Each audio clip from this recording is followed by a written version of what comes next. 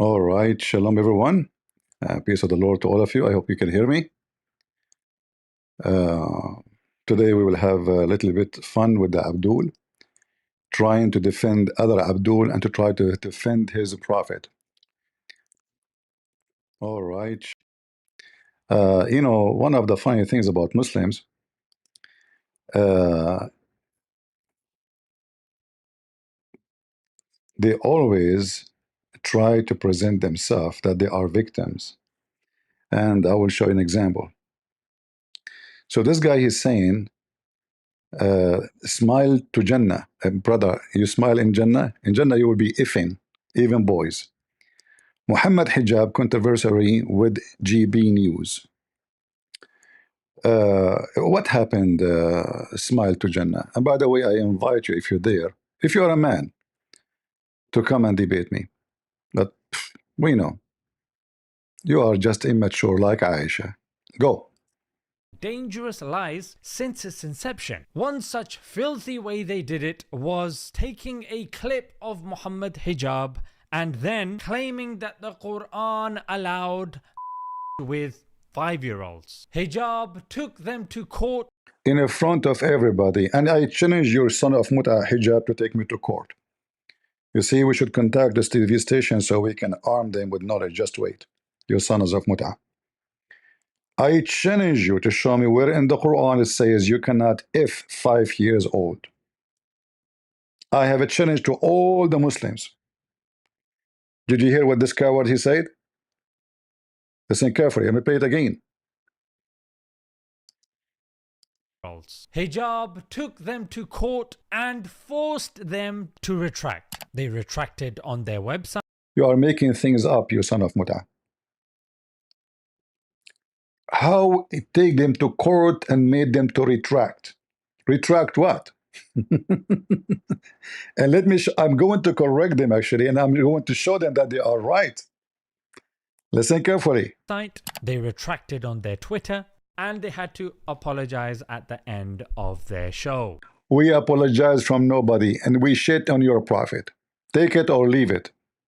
And now I'm asking you in front of everybody, where in the Quran it says you cannot have sex with 1-day-old girl? Not 5 years. They say 5 years? You liar, you said we know what is in the Quran. Do you know? In accordance with our editorial charter, we would like to take this opportunity to correct the record. Now let's break down the lie and the nature of the exposure. So here's Take me to court, son of Muta. I challenge you. the post on their Twitter page. On Patrick Christie's Tonight, on 8th of April 2024, we broadcast a video which appeared to suggest that Mr. Muhammad hijab, oh, look at the risk. Abdul, they call any criminal Mr. Don't you know? Like as an example, in the humility case, which is Muhammad hijab called by the judge as a liar, in the paper it says Mr. Muhammad hijab. Yet the judge, he called him liar more than 20 times. Don't you know that even rapists in the court, they call them Mr.? This is a professional language. By the way, you are a Mr. too, but you are a Mr. Bean. Respect being given now. It's No respect. This is a professional language, you donkey. If you go check when they report even about a rapist, they say Mr. etc. was arrested. You idiot. You think people fear you, don't you? Mr. Piece of shit. Mr. after he took you to court, yeah? An Islamic scholar, yes. Yes, you know, they are ignorant. They think somebody graduate from Azhar University is Islamic scholar. What the degree have to do with being a scholar? Based on what you stupid Muslims claim, that Mimi Hijab is a scholar, that means the hundreds of thousands of students who graduated in the last 10 years from the Azhar University are scholars. Look like, you know, the ground is popping up scholars in Egypt. By the way, based on what you are saying, that somebody graduated and have a degree in Islam is a scholar, that including the ketchup boy, Uthman ibn Farouk, who do not even know how to read his Quran. Go, tell us more. Indeed, he is, because he's graduated from Azhar in Egypt. See, he is a graduated from Azhar. That make him a scholar. That is new to me. If somebody graduated from university, he is a scholar. Well, that means I'm a scholar too. I graduated from Islamic University. I am al-Bukhari. Al-Bukhari never graduated from Islamic University. Which one?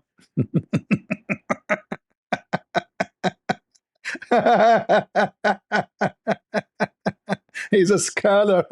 Yeah, he's a scholar and taking women to the hotel. Sue me, take me to the court. Look what I'm saying. We have the videos, we have the audio, we have the proof, we have the you're a scholar manipulating Muslim girls to F them. You're a scholar, he's a scholar in Photoshop for WhatsApp. You're a scholar, he lied to Muslims to collect their money. You're a scholar, he was called liar in the court in England. And he is paying now almost $1 million for his lies. So now what is the lies about?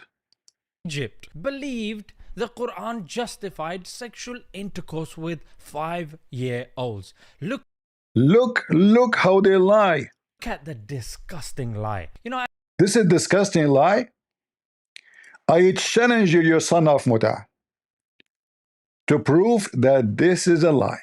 In fact, the clip you are talking about is not cut off, because simply you can play the whole video and your potato so-called scholar says in the Quran, nowhere it says what the age. Shall we play it together? Watch. If you look just at the Quran, you will get the indication that you can have sexual intercourse with a 5-year-old. Did you hear that? You just said in the Quran doesn't say that. So how Muhammad hijab he got the indication? If there's no indication, you coward. You just say, look how disgusting. So then what Muhammad hijab he say? Oh, we have to go and check what the Prophet did. But the Prophet never said, so-called the Prophet Muhammad pervert, he never said what age. In fact, the Quran confirmed that you can have sex with no limit with whoever a child is. So you said we know what the Quran is saying, and look how disgusting. And you said they are the one who claimed that it's 5 years old, and look how disgusting they are, because the Quran did not say that. We know what the Quran is saying. So how Muhammad hijab he come to such indication? Did you hear him? That you can have sexual intercourse with a 5-year-old. The reason why it's haram to have sex on, you will get at the Quran. If you look just at the Quran, you will get the indication that you can have sexual intercourse with a 5-year-old. The reason why it's haram to have sexual intercourse with a 5-year-old is not found in the Quran at all. If you just read the Quran, it is halal, it would be halal to have sexual intercourse with a 5-year-old. Chapter 65, verse 4. Allah. Thank you. Hey, see, he's a scholar. He remember a verse in the Quran. It says it clearly, speaking about divorcing children's. And you coward son of Muta, you say to me, nowhere in the Quran have such a thing. So are you saying that Mimi hijab, when he said the indication of the Quran, will make you believe so? Intercourse with 5-year-olds. Look at the disgusting lie. As Muslims, we read the Quran regularly. If intercourse with 5-year-olds was something that was permitted, you'd see Muslims doing that. Exactly. You will see Muslims doing that. And you did. Because Aisha, when she said she was 6 years old, 6 years old in the calendar of us is 5 years old. You use you use the moon calendar. We don't use the moon calendar. And your calendar is shorter than ours. So when Aisha, she say, and doesn't make a difference if it's 5 or 6, you stupid donkey. Like supposedly now 5, it's Muhammad hijab who said 5, not us.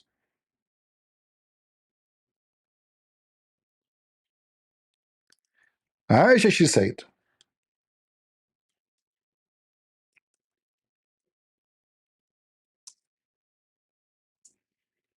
take me to court, Abdul.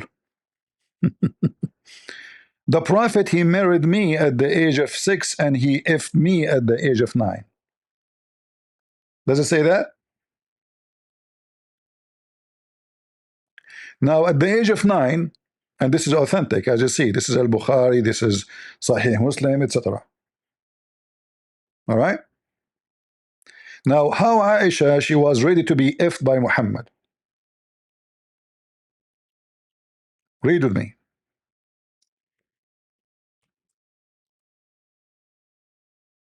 And this is what Mimi Hijab was explaining. And we will play the video. You F a girl, it doesn't matter what her age is. You F her when you think physically she can take it. And I will prove, not only from your Mimi Hijab. I mean, who is Mimi Hijab? He's just a boy. He got famous because of David Wood. Otherwise, just a kid. Idiot. This is the one, the Shia, they call her a whore. Because there's a hadith, she says, we decorate girls so we can hunt men of Quraysh. And this is a Islamic Sunni hadith. So according to your prophet wife, so-called wife, Aisha, she was so little and so small physically. And her mother, she was forcing her to eat certain kind of food for the purpose of what? To be effed by Muhammad. Read carefully. It was narrated that Aisha said, my mother was trying to fatten me. Trying to what? Fatten me. But the purpose of what? What is the project we are working in? Fatten Aisha, adding some pounds. Adding some pound to her vagina, to her butt. When she wanted to send me to the messenger, so what is the purpose of fatting me? To be effed. And this is telling you that they want to send her to Muhammad. But she is not. She cannot take it. He will kill her if he sleep with her. So what is the solution? Her mother, and what was the age at that time? She is not 6 years old yet.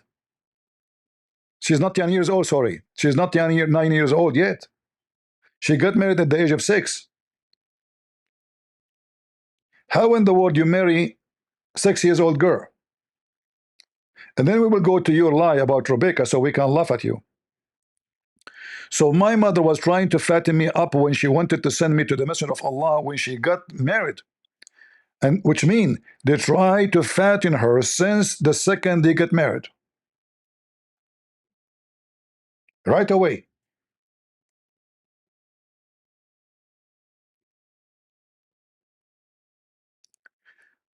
But nothing worked until I ate a cucumber with wheat, and then I grow plump like the best of the plump.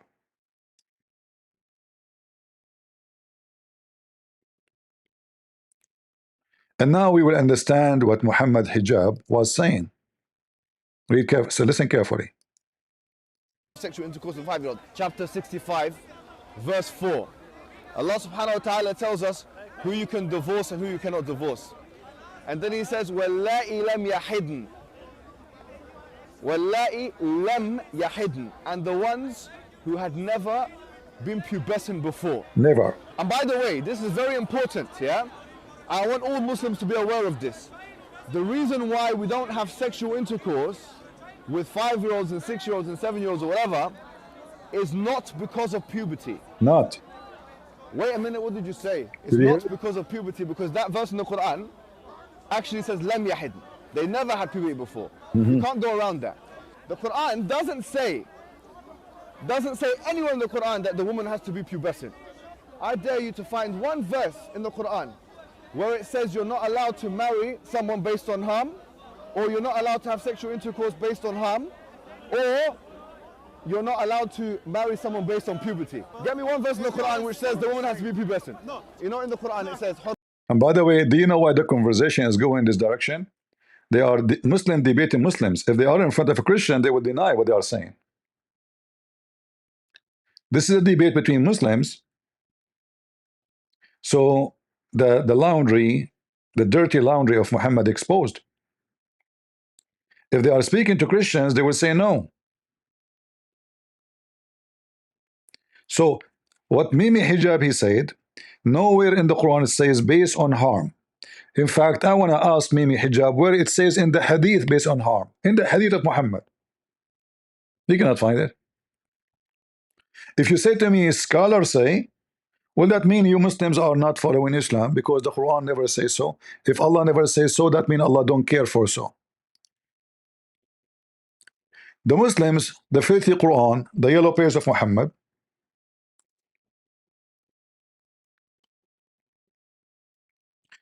says that the kuffar is the one who follow their scholars instead of Allah and the Messiah. In fact, Mimi Hijab, when I spoke to him, the coward, he hung up on me. He asked me to read this verse, and he played my voice. I said, you stupid, you just played my voice, reading it.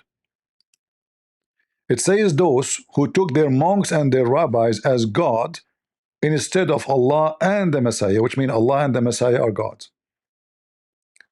But those who take their monks, which mean their scholars, their rabbis, their scholars, who they obey them and they follow them, they are kuffar.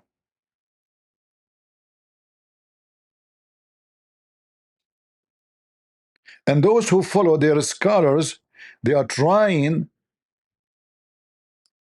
to mute the light of Allah. So look at the hypocrisy of the garbage of Muhammad. If the Christian, they follow their scholars, they are guilty and they are bad and they will go to hell. But who the Muslim they follow? Who you follow?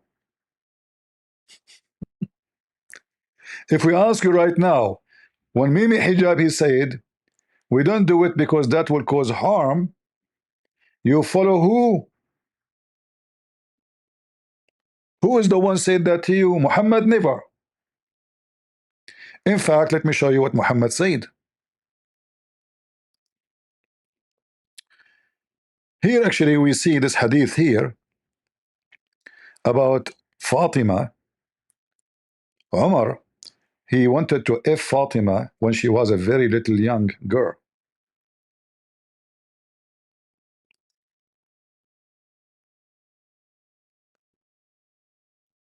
It was narrated from Abdullah ibn blah blah blah that the father, his father said, Abu Bakr and Umar, may Allah please be pleased with them, proposed marriage to Fatima. Okay, Abu Bakr and Umar, both they want to F her. But the Messenger of Allah, he said she is so young. And here you notice Muhammad is being hypocrite. In fact, the hadith says, how can I show you that the hadith? That they told Umar, you know what? He is saying that to you because he don't want you to F her.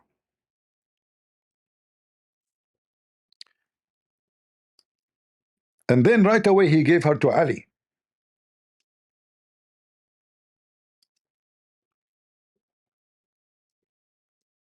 And not only that,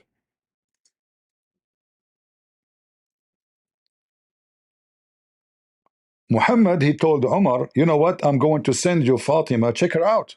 See if she is fit to F her. Okay. Because Umar accused him, you are not giving it to me because you don't want to give it to me. You know?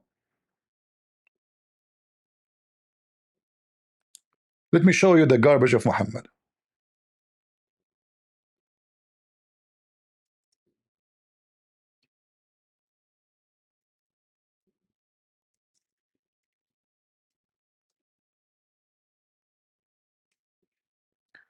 Abdul, we have all your garbage here.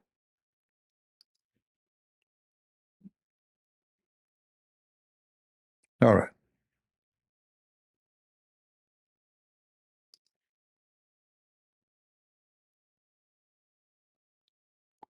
Uh,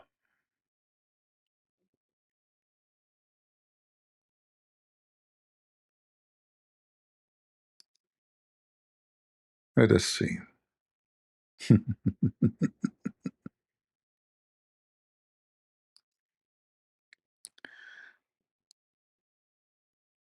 Let us get the story for you. And we don't make things up.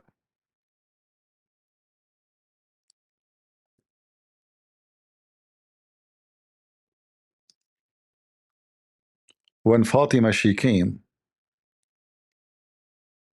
Omar he lift up her skirt to look at her vagina.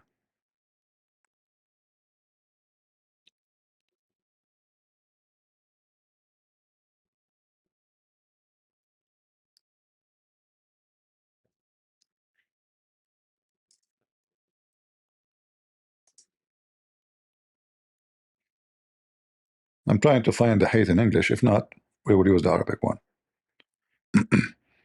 This is how pervert your religion is.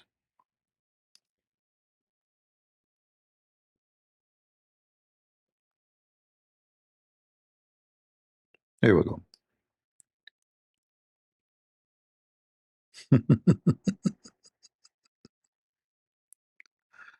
Oh boy. And I know, you will say to me, this is da'if hadith. Anything is embarrassing is da'if. Islam is da'if. Muhammad is da'if. I mean, everything is da'if, right? But in the book where it's written, never say it's da'if. This is your Islamic Sunni pervert scholar. This is a scholar, not Mimi Hijab, you coward. Mimi Hijab is a scholar now.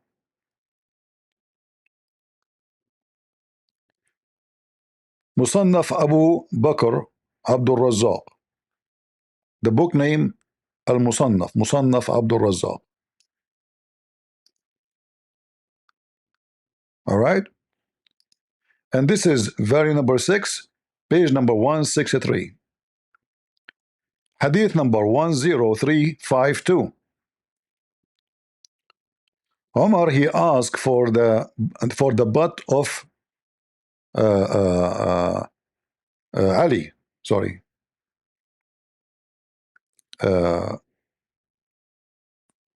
He asked for her hand. He said to him, but she is young. She is young. This is about the daughter of Ali now here.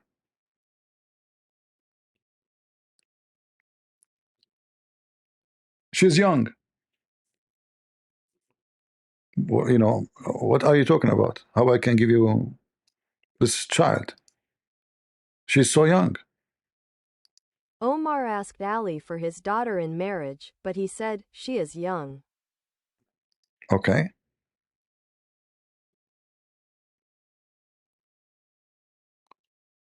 And then it mentioned to Omar that he is trying to use as an excuse because he don't want you to have her. Speak to him again. It was said to Omar, he only wants to prevent her. He said, so speak to him, and Ali said. So they said to him, he's trying to prevent you from effing her. Is this an excuse? Since when? We Muslims don't F little girls. So Ali said, okay, I'm going to send her to you.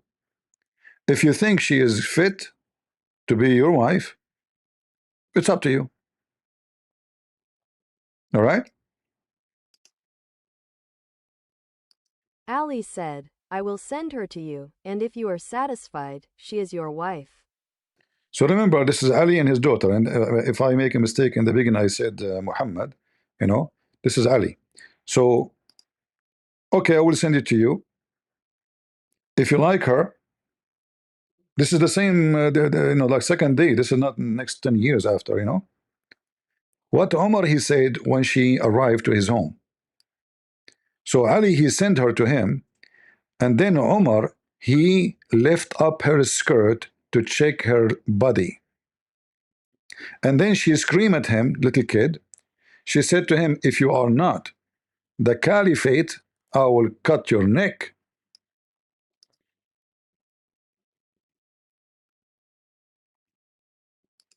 He said, so he sent her to him. He said, so Omar went and uncovered her leg, and she said, send it, for if you were not the commander of the faithful, I would have struck your neck. Was she 6 years old, 7 years old, 5 years old, 2 years old? Nobody knows. But obviously the conversation all is about little child. And how they want to check if they can F her or not? They lift up the skirt. And this is the caliphate of the Muslims, Omar. So when this stupid idiot, he claimed that Muslim didn't do so. You do. And this is Omar. Are you better than Omar? And not only that, imagine how filthy this religion is, that you check a girl by lifting up her clothes and strip her. What Omar he said when he lifted up her skirt? What he saw? What he was looking for? Her diaper?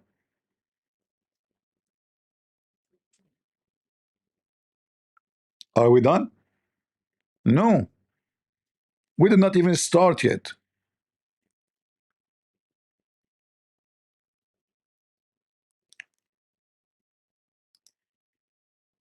Muhammad, he encouraged men to have sex with little children.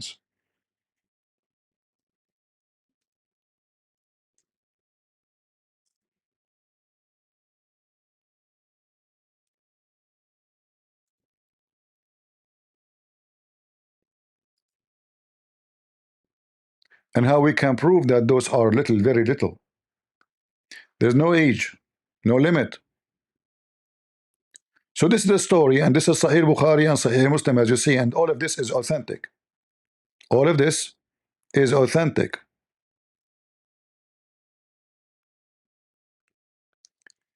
And this is the Muslim translation, not the kuffar. This is the pagan Muslim translation, the black stone vagina kissers, the one who go around the Kaaba like a cow.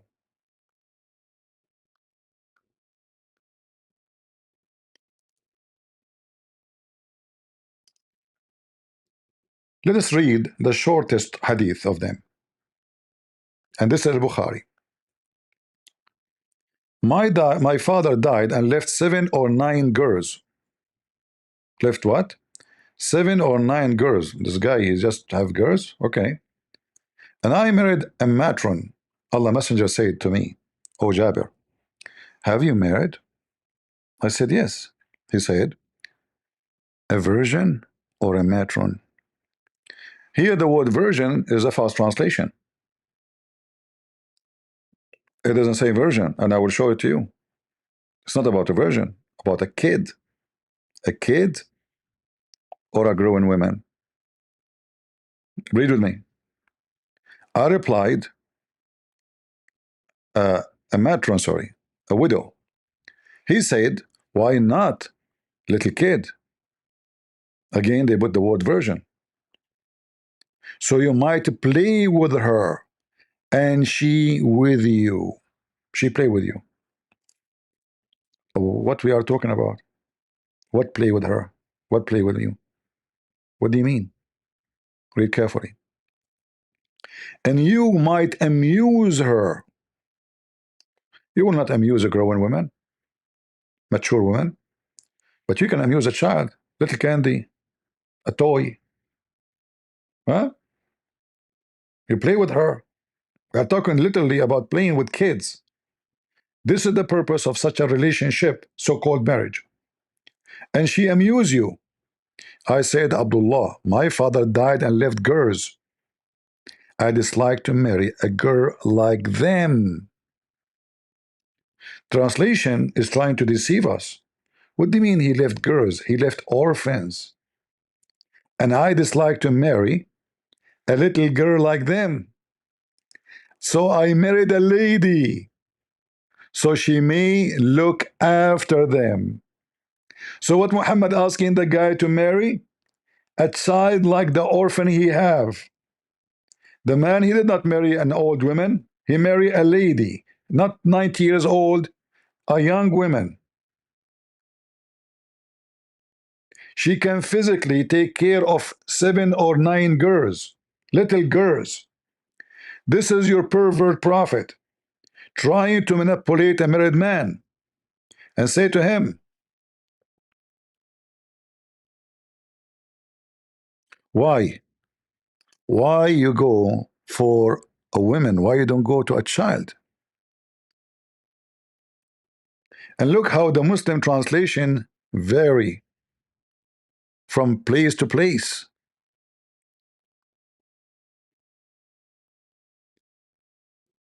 Here as an example, they say younger. Other place, the younger is gone. This is Sahih Muslim, authentic hadith. Why you don't marry a young girl? Not only a girl, because the word girl by itself is mean young. We are talking about a very young Jariya. So you could sport with her, and she could sport with you. Pervert.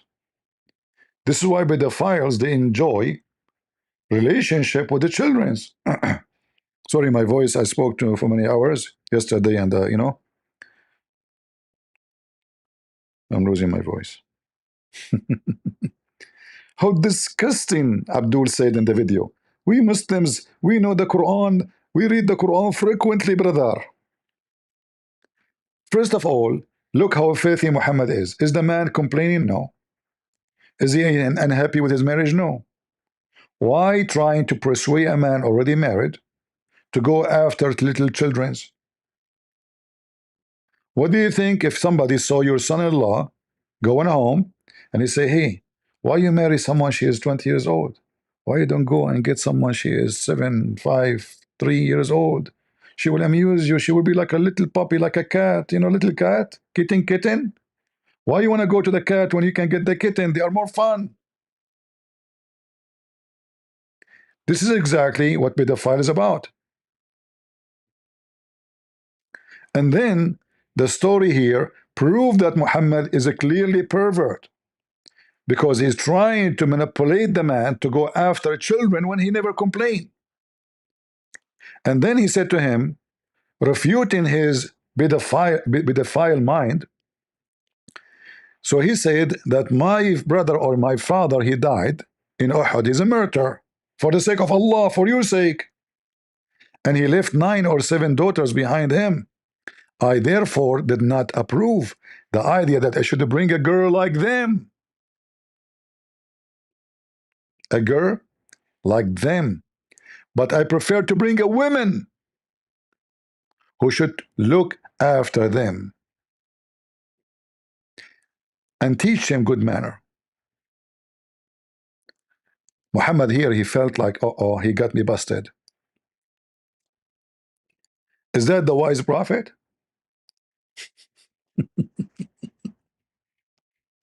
You Muslims are not pedophiles?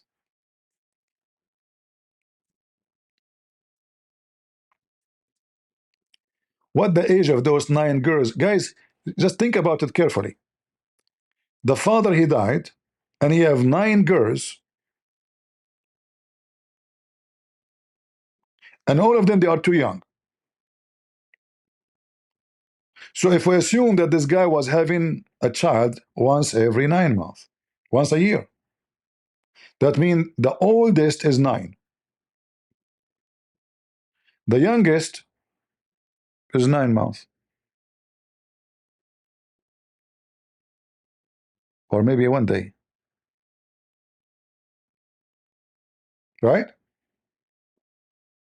He said 9 daughters or 7, he is not sure, which is weird. So all those are little children's. And what Muhammad is asking the guy understood very well what he meant by the word Jariya. He clearly understood that he's talking about little child. He did not misunderstand, or maybe he's talking about someone she is 16. No. That's why he said, I therefore did not approve of the idea that I should bring a girl like them, but I prefer to bring a woman who should look after them and teach them good manners. A girl like them, like the orphans. In fact, if we go to the Quran, you see the Quran encouraging the Muslim to F the orphans.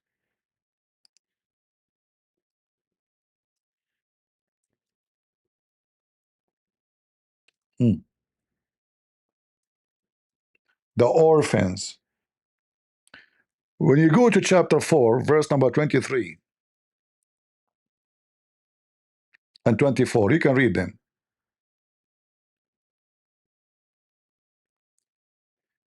It mentioned to you that you can F women who they are married. All right? You can. But what about the orphans? What we would do with the orphan? Is it true that the Quran asked the Muslim to F the orphan? Yes, absolutely. Read Allah.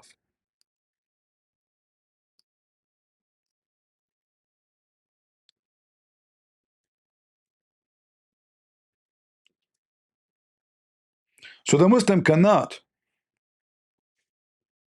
do charity to an orphan without effing the orphan. Is that right? Read carefully. Chapter 4, verse number 3. And if you are not be able to deal justly with the orphans, girls. What he's talking about? He's talking about effing them. So if you cannot if the orphan girls and be just to them when you if them, which means you feed them like a goat. That's what justly in Islam. The man's duty is to provide shelter and food. But you know, people provide shelter and food for dogs too, and cats. In America, if you don't feed your dog, you can stay in jail for a couple of years. Same for animals, any animals. If they found you having a dog and the dog is dying from hunger, you are in big trouble.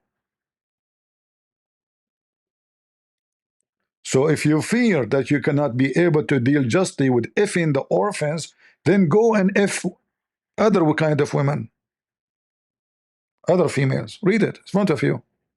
And the funny here, it says marry when the Arabic says fankahu, which means F them. The Muslim says that the word nakaha mean marriage.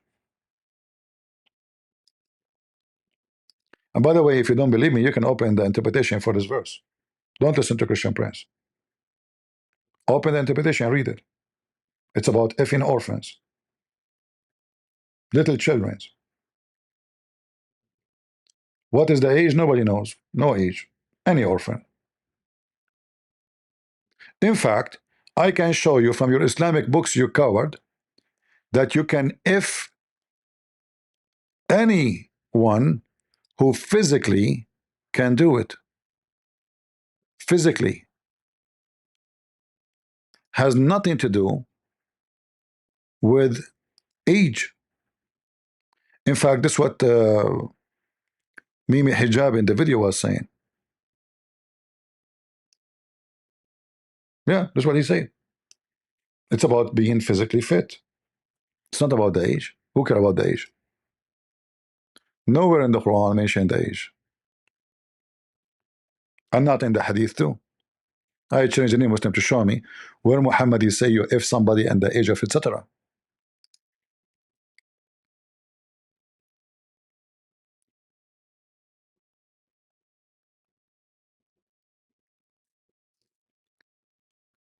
By the way, the hadith I mentioned to you about effing, about Omar looking at the legs of Fatima, uh, the Muslim scholars, they agree that the husband who want to marry a child, he can look at all and anywhere there's meat. Anywhere there is meat.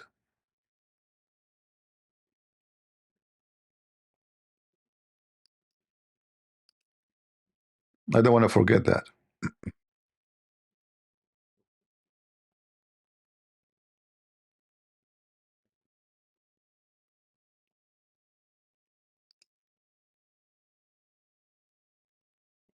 And I can give you the reference with no mercy.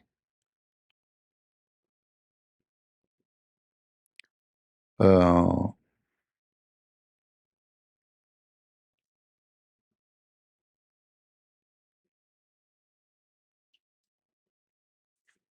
let me see.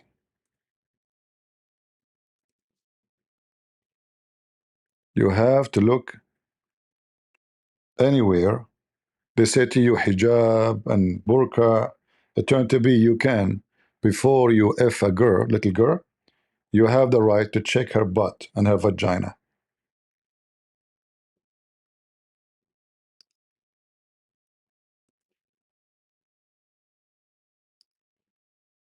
Check it out.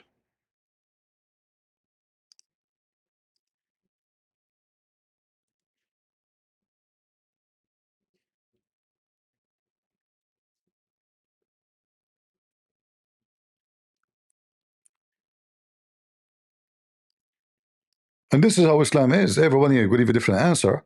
Like here, they are disagreeing and agreeing, like what we can look at. Okay, Omar, he looked at her, he lift the skirt, but didn't say he looked at what exactly. But what when you lift a skirt of someone, she is not even, her legs is not even 2 foot long. When you lift the skirt, you see what? You see all her body. So he says, Al-Uza'i, he said, that you can look at the meat and all her body. Al-Azai said, he looks at the areas of flesh, and Dawud said, he looks at her entire body. Other scholars disagree.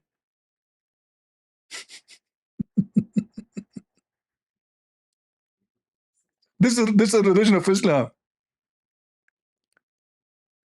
This is the religion of Islam. You can check her out. Let us continue. I mean, what we will say about this garbage religion?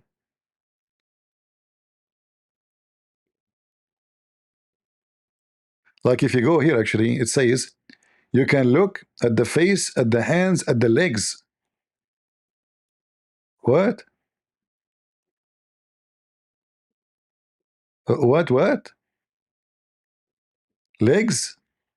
Read.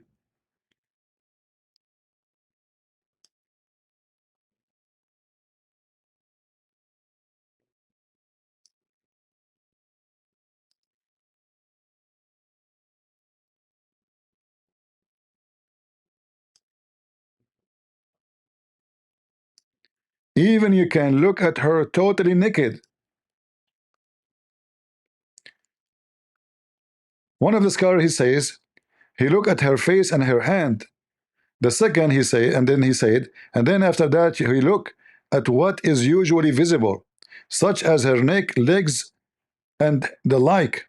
And the third he said, he looked at all of her private part and other things, as he stated that it is permissible to look at her naked.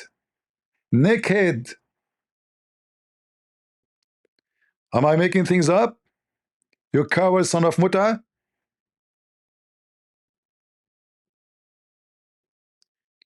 Are we making things up?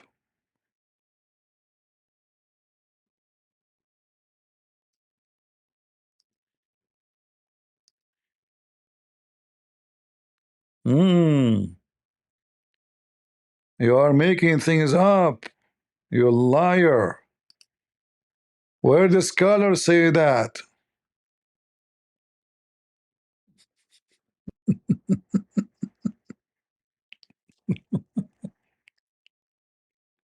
Hold on.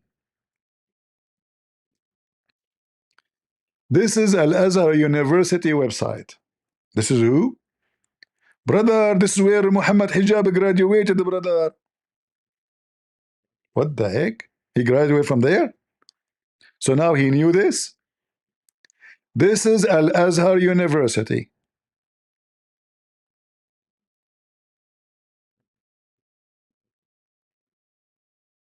Okay. What it says there? Read. Read, potato. Potato. Naked. Naked. Naked. Imam Ahmad wa Ibn al-Qayyim. Who? Imam Ahmad wa Ibn al-Qayyim. And this is the reference. In the book of Al-Muhalla li Ibn Hazm, volume 9, page number 161. It says, read carefully. It is permissible for the Muslim man to look at the one he want to marry from totally naked.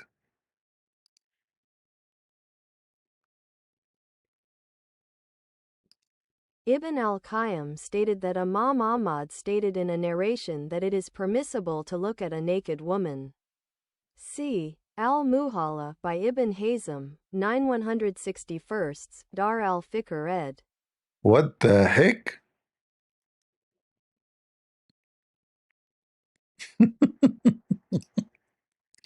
How many times your brother Mimi Hijab he quoted Ibn al-Qayyim? Huh? How many times he quoted Ibn Hazm? Hmm? So your Muslim daughter, she wear hijab and burqa, and now Muhammad Hijab is coming to ask for her leg. She have to do striptease, huh? You know what? This is a very good religion. Tomorrow I'm going to go and ask for the hands and the legs and the butt of Muslim girls. But you know, as you know, I need to see first. Are we lying, Muslims? Is a Christian prince providing fake Darul Ifta'ul Masriya, the house of fatwa in Egypt? Do you see it?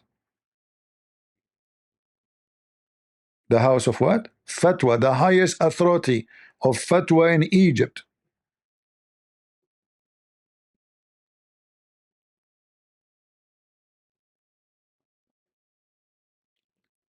Potato.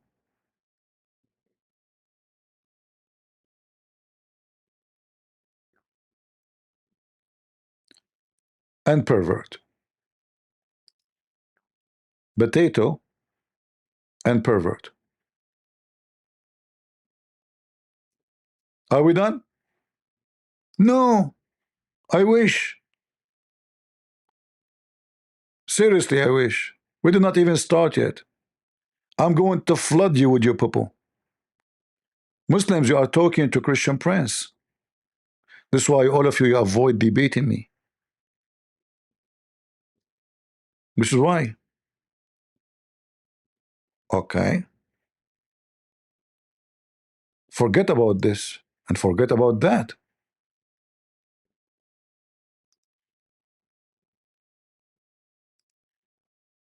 Let us bring you something even nicer, shall we? Man, what is nicer is going to be? Sound weird. What does guy he have for us? Let us see.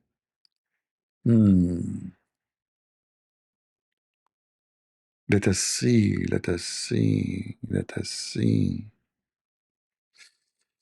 where we will go.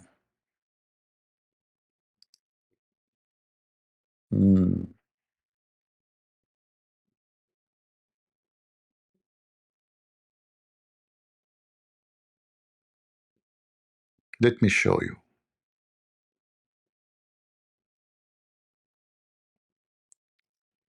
Are you ready?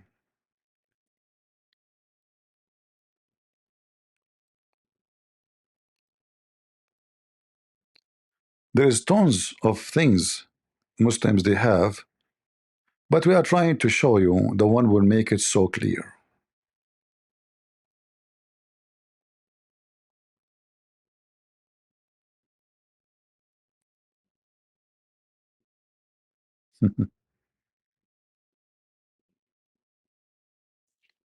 Read carefully what I will show you. And I'm not going to show you Shia. Later I will show you what the Shia, because you Muslim Sunni and Shia, both of you are pervert. Both of you are pervert.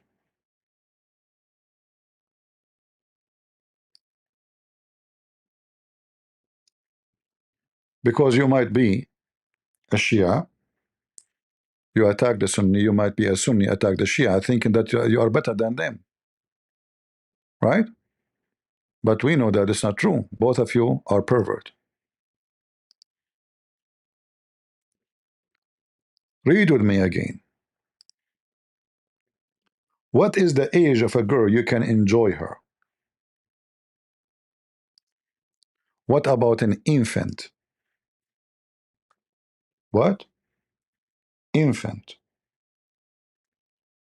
Can a Muslim marry an infant? Read the title, guys, of the study and the article. The website is The Way to Islam. What is the name of the website? Islamway.net. May Allah bless you, brother. What is the name of the title? Marrying an infant and enjoying her.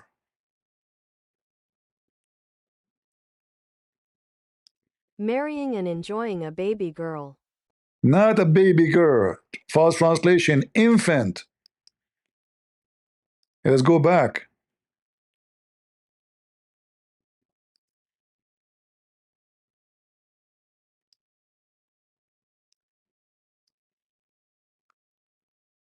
False translation again. Radia. Radia is coming from the one is suckling girl.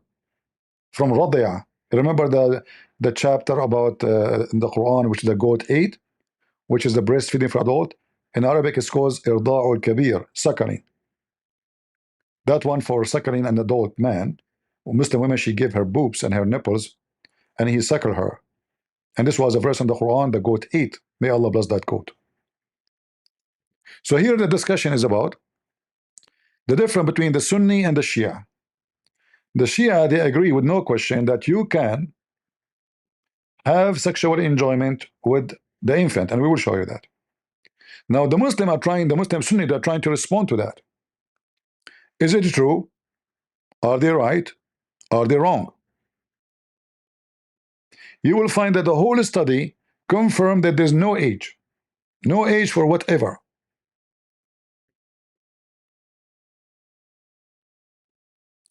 Look what it says here. It's mentioned by Abdul Razak in the book of Al-Musannaf from Umar, from and Ikrama قال, he said, Umar, he did marry. Umar, the Caliphate, he married Kulthum, the daughter of Ali, when she was little child, playing with kids. He said, Umar ibn al-Khattab, may God be pleased with him, married Kulthum, daughter of Ali ibn Abi Talib, while she was a slave girl who played with the slave girls. The word slave here is a false translation. She is little girl, little child. A runner, Jariya, a runner. It can come as a slave too, as other meaning. A runner, a playground girl. All right? Little child playing in the street. So this is Omar. We showed you he asked for the hand of Fatima. He did not give her to him.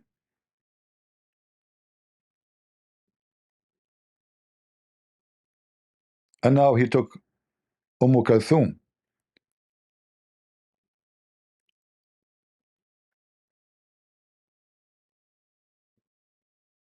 In the book of Shawkani, it says, in the book it's called the Nile, It says that all of them they agree that it's allowed to the father to marry his little daughter, which is still never get married before, you know, even if someone like her cannot be ifed, even if she don't fit. Read carefully. They agreed that it is permissible for a father to marry off his young virgin daughter, even if she is not someone like him who can be had intercourse with. Again, translation is not accurate. So it's allowed for a Muslim man to marry his daughter, even though the word marriage here is used in nikah, which is not really a word for marriage. But the Muslim they claim is for nikah, mean to if. Nikah in Arabic means two things going inside each other. Literally intercourse. Tanakahatul ashjar. The branches of the tree, they go through each other, like two trees next to each other. The wind shake them. So this is nikah. Branches go inside each other. This is why Muhammad says, when a woman she have her menstruation, do with them everything except nikah. افعلوا كل شيء إلا النكاح. Do everything with them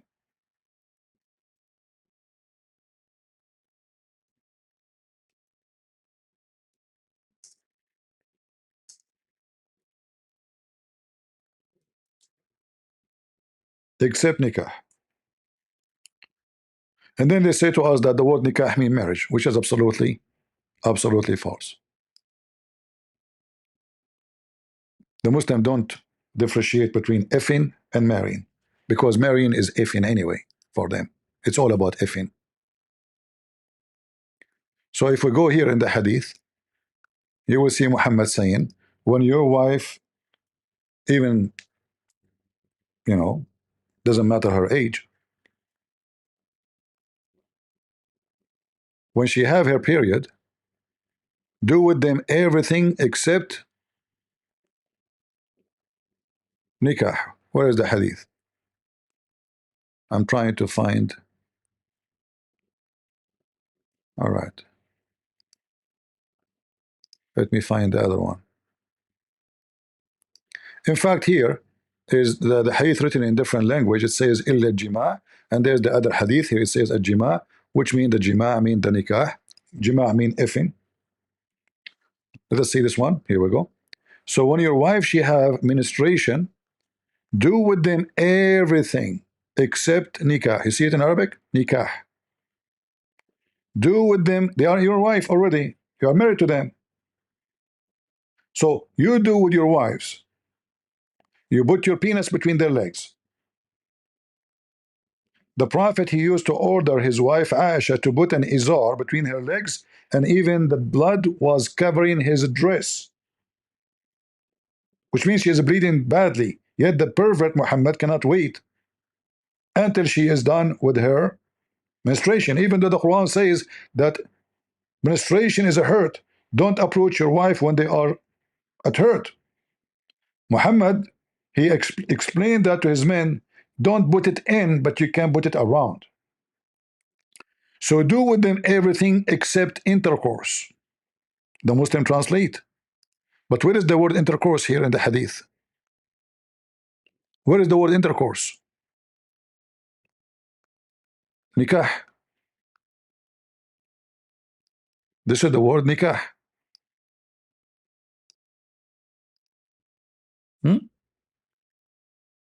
النكاح. Do everything except nikah. Do with your women everything except nikah. We continue. We are not done. The disaster continue. So you can, if you can marry your daughter to anyone you wish without her permission, because she doesn't understand even what marriage is. Even if she is not qualified to be effed, and we show you the reference. And here they say it's not for the father to force his daughter to get married if she is mature.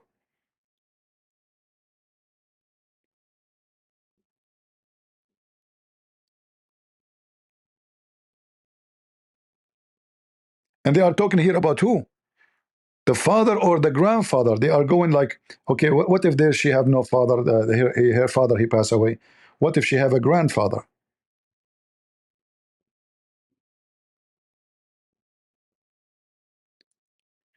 And here you see every Muslim sect have different opinion. Like here is different opinion. Here is different opinion. Here is different opinion. This is the religion of God. And the Quran is so clear.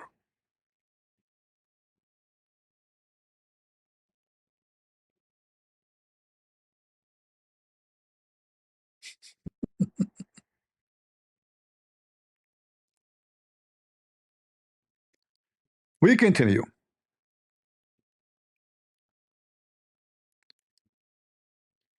Uh,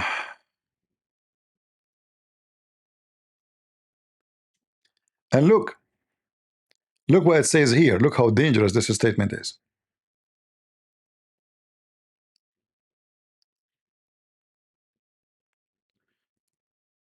Oh, the audio will not work. Let me cut it pieces to make. Actually, I can do that if I open different page. Hold on.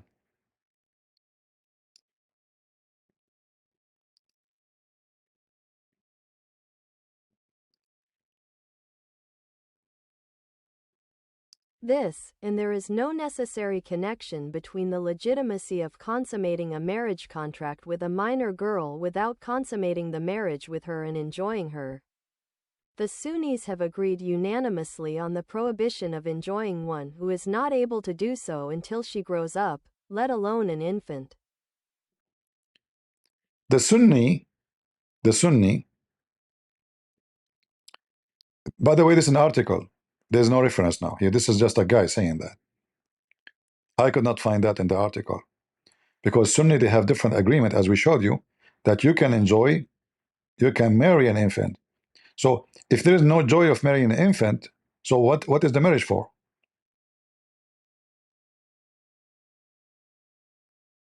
What is the marriage for? It's an infant. So here it says there's no connection, and look how stupid they are. They just said in the first line that there's no connection between what is legal and not legal if she because of her age, which means if you marry an infant, you can, but don't enjoy the infant in sex. This is what they're saying. They are not saying you cannot marry an infant. They are saying you can marry an infant, but sexual enjoyment you should not do. And we're talking about infant. Imagine how filthy they are. How in the world those people are discussing sex with infant if they are not pervert?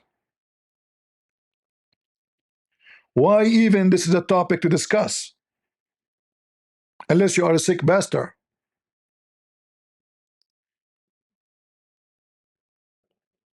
Are you with me?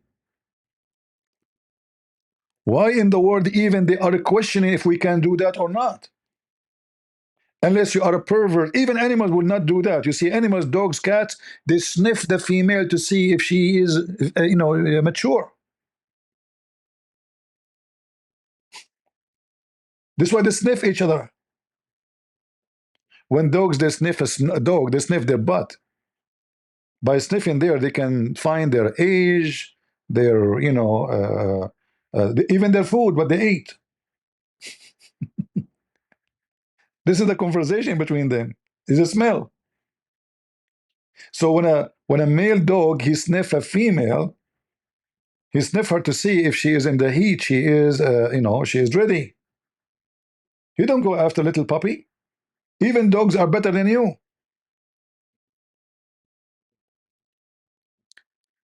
In fact,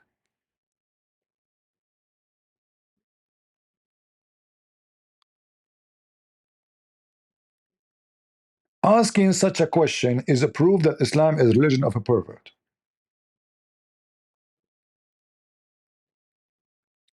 A normal human being will not even think about such a question for a second.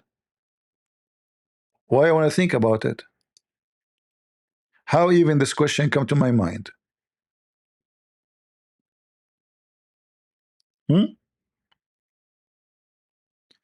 That will not happen unless you are a pervert.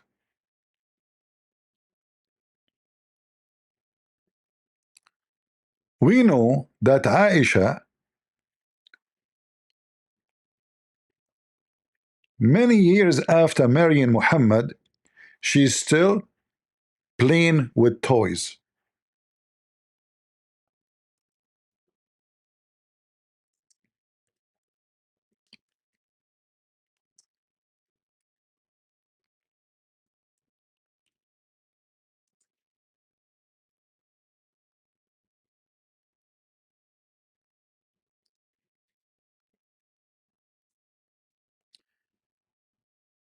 Let us see together.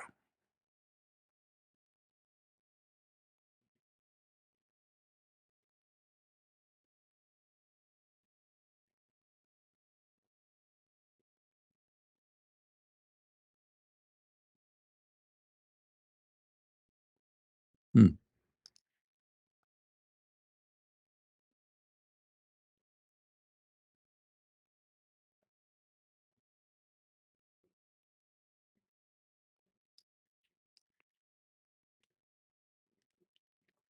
Muhammad, he opened the curtain on Aisha.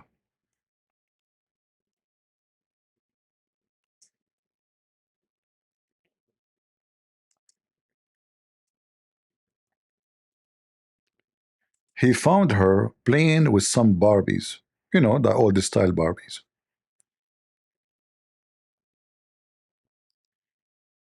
Muhammad, he said to her, "What is this?" She said, "Those my daughters." They are what? They are my daughters. So imagine the state of Aisha when she is already the wife of Muhammad for many years, not yesterday. This is not when Aisha got married.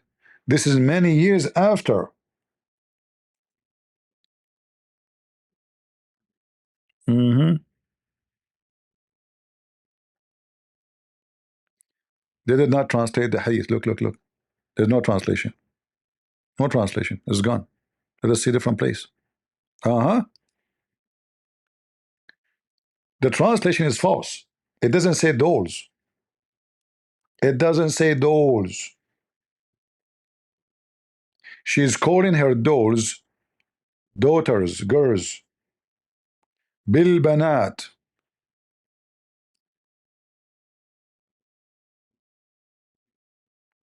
The messenger, he married me when I was 6, and he effed me when he like he did the effing when I was 9, and I used to play with the dolls. The Muslim translation. Sahih. What else? Are we done? No.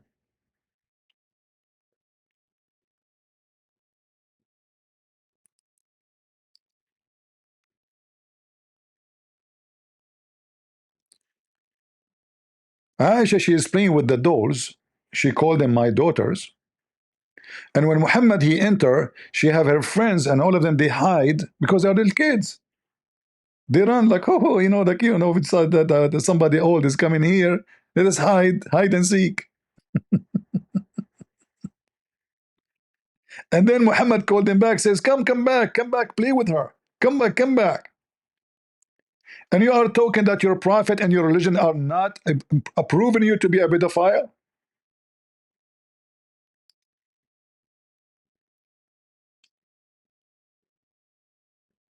Look how many hadith. All of those. Even Aisha, she used to play with boys. Why she is allowed to play with boys? Huh? The Muslim did not translate the hadith. Look, there's no translation. They do it on purpose, by the way. They avoid anything will be bad. كنت ألعب مع الصبيان. I used to play with the boys, little boys.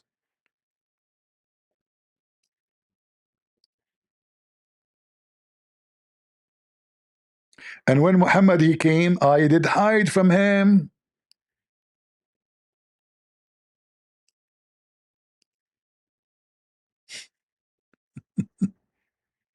Little child. And they are saying, no, you are lying about us. We know the Quran very well. You do? You coward? Breastfeeding for adult?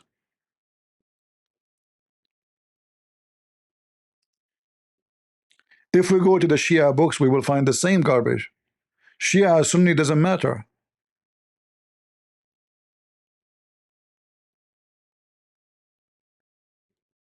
It doesn't matter. In fact, all the Muslim Sunni,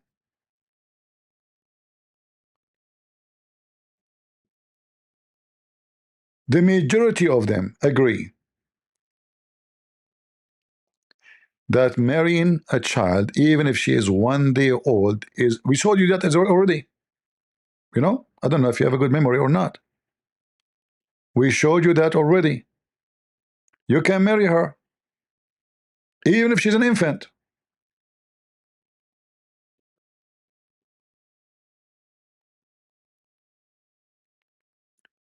What the Sunnis say, we don't agree with the Shia that we should enjoy sexually the infant.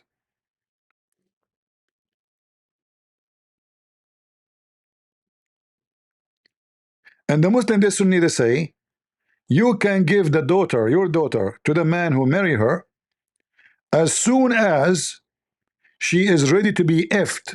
So you think about it. Is she ready? Does she look like she can take it? Send her.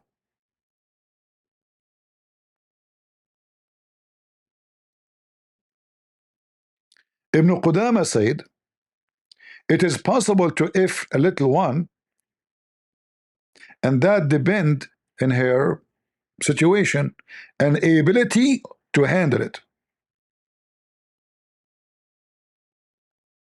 And he said, and that can be for little one, she can handle it, and maybe older, she cannot handle it.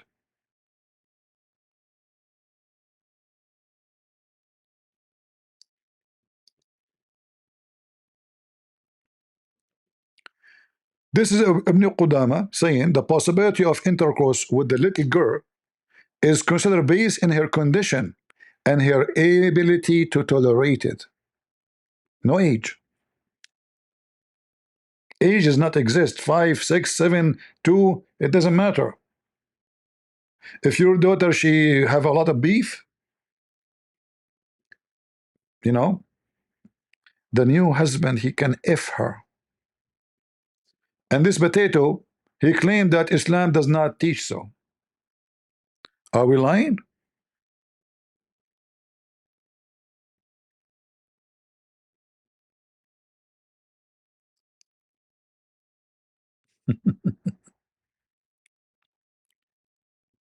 This is your garbage in front of you.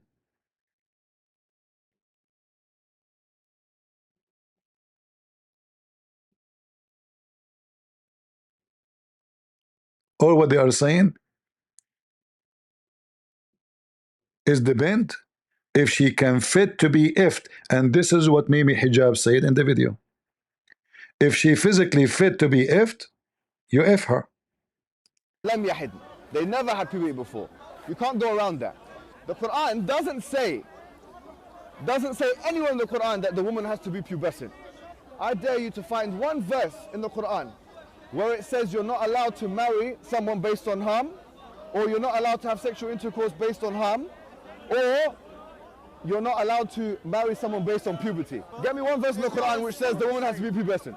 In the Quran it says, حُرِّمَتْ عَلَيْكُمْ أُمَّهَاتُكُمْ. It says you're not allowed to marry your mum. It says you're not allowed to marry your sister or your auntie. Where does it say you're not allowed to marry a prepubescent? I'm looking for... By the way, this is false.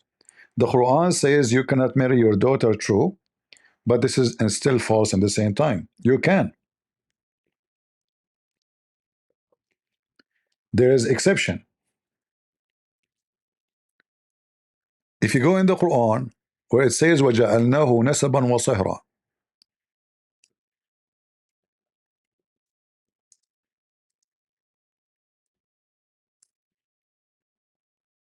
chapter 25, verse number 54.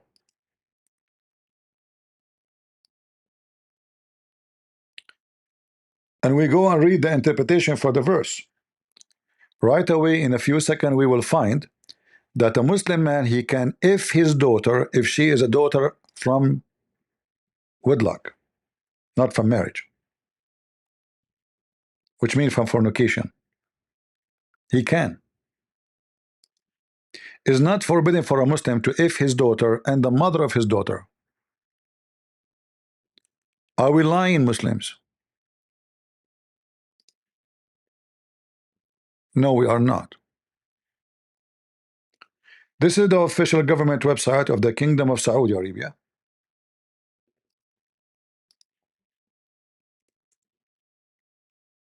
Tafsir al-Qurtubi. You can see it in front of your eyes. Al-Qurtubi. And this is the interpretation for chapter 25, verse 54. And here it says it clearly. Allah, He acknowledged relationship by marriage. Every Muslim agree that if somebody have a child, a daughter or a girl, from that marriage, that person, that child who is born, is not to be acknowledged to be a child of the father, period. He cannot carry the name of the father. He cannot take his inheritance. He cannot be called his son. And here you see how the justice of Islam work. So the father, he if a woman, the woman, she bear a son or a daughter for him, and now neither the son, neither the father, neither the daughter can carry their father name. Look how filthy this religion is. Allah acknowledged only the relationship only by marriage. Ibn al-Arabi said, Nasab, which means lineage, is only by mixing the water of the man and the water of the men of the women by Shara, which means by Islamic law, according to the Quran or even Hadith. Anything else, there is no lineage. Ibn al-Arabi said, lineage is the mixing of water between the male and female according to Islamic law. So what if there is a relationship without marriage? Huh? Let us translate and read carefully. A Muslim can if his own daughter.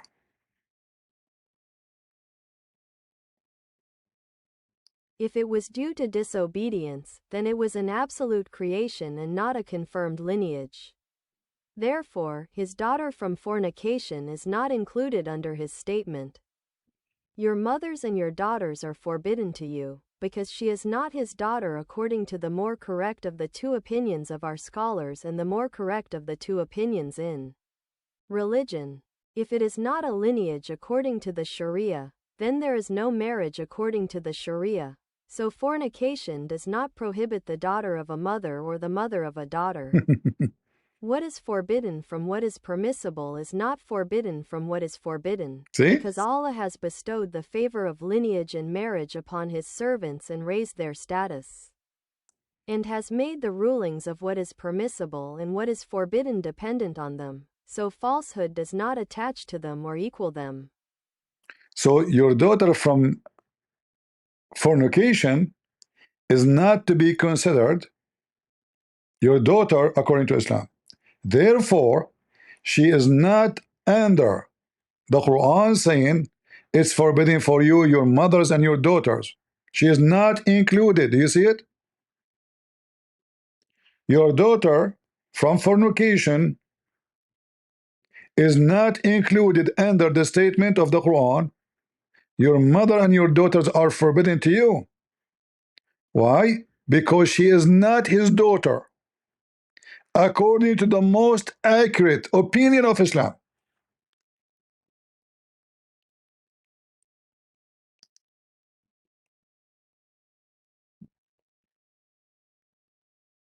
Can you be more pervert than this? You want the link? Okay, here we go. No problem.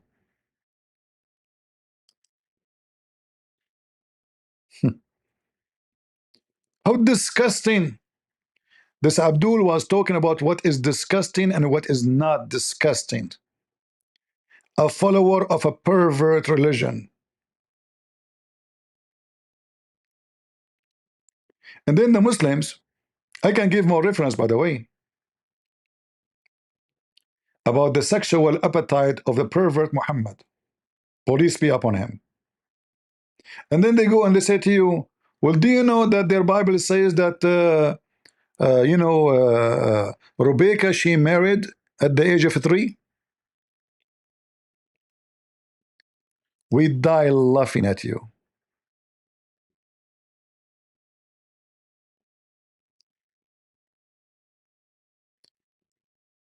The idea of the Muslims is the following. What about we make someone else beside Muhammad the pervert? Huh? And then Muhammad will not be the only pervert in the image, in the TV station. Let us find other pervert. So let us make it clear to you Muslims. If it's true that Isaac, he married Rebecca at the age of 3, that means a pervert like your prophet. That will not save the ass of your prophet. Your prophet is a pervert, and there's no question about it.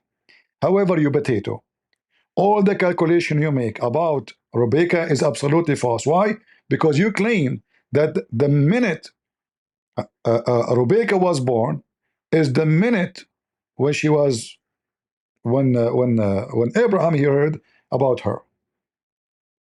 That's false. And then you assume that when she went to him, she was 3 years old. Where nowhere in the Bible it says that.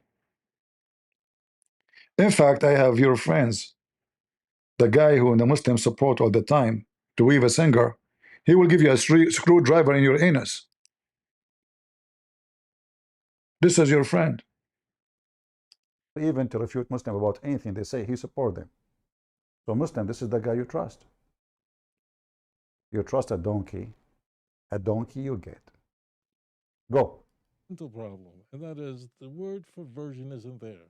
Do not believe people who say the word Alma means a virgin. It isn't true. In fact, in Proverbs 30, it's talking about an adulterous woman who's very much not a virgin. Alma means a young woman. A young What? So what Alama is? Alama is a young woman. How the Bible describe Rebecca? As an Alama. We have a word there describe her. Not a child, but as a young woman according to your favorite Antichrist rabbi. Alama. You stupid idiot. When you read there, you will see that Rebecca, she did not have kids for 20 years after, since her marriage. And she is called Akhir in Arabic, which means she's not able to have children. So why she will be called such a name if she is a kid? Is it supposed for a child is 3 years old to give a child? You stupid Abdul. So you assume numbers as you wish. You claim that the news came to Abraham. Abraham, like at that time, they take an airplane. Oh, okay, go take an airplane and fly. And then right away, if we check, we will find right away that it must be many years after.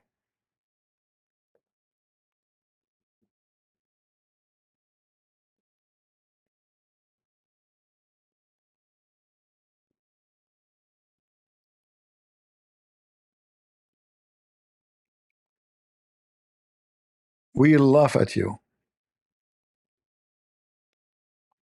You, Abdul, are so stupid and so dumb.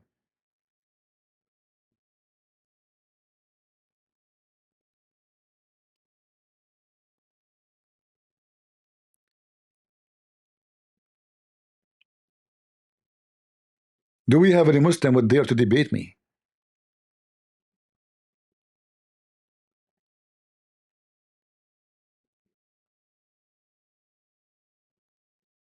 Huh?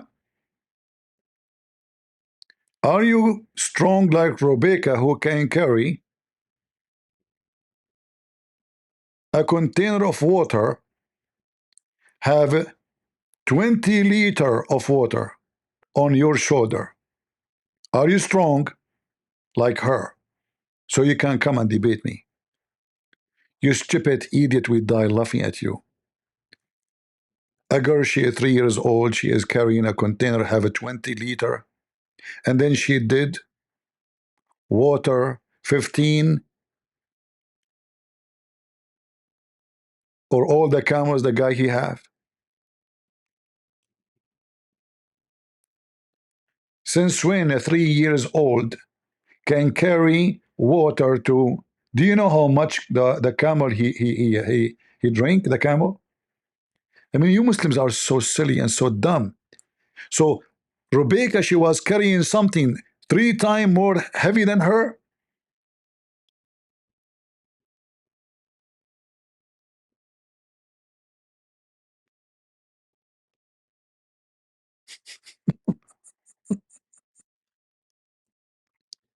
The container alone, by the way, without the water, is going to be heavier than her.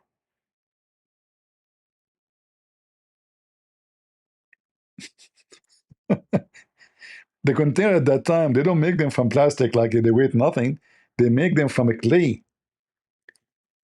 Clay.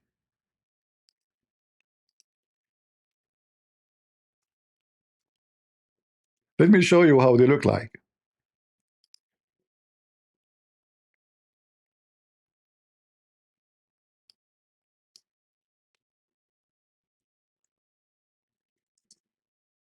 I'll try to find an image with the women carrying one, so you can compare, because if it's a picture only, you will not be able to understand what is really the size we are talking about.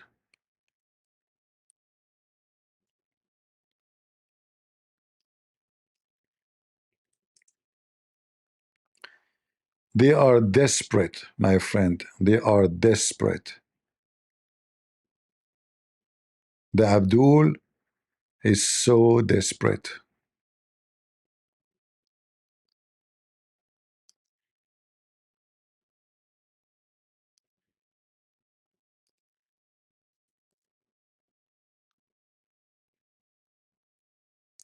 And you know what? I'm going to show it to you from Muslims post, not from Christian post. So Rebecca, she was carrying this, and she was 3 years old. I don't know. I have to believe you.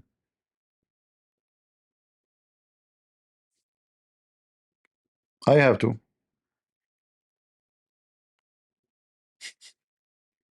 By the way, they put them in their head and they walk with them. They don't hold them with the hands. They balance them. They have like, they put too many things in their head, like fabric. So they have a hat specifically made for this purpose, and it make like a bend in their head area. So and they practice it. So they walk. They usually they put their hand around it only when they want to put it down. But you want to convince people, you potato, that a 3 years old was carrying something 3 times heavier than her. This container is heavier than Rebecca at the age of 3 when it's empty.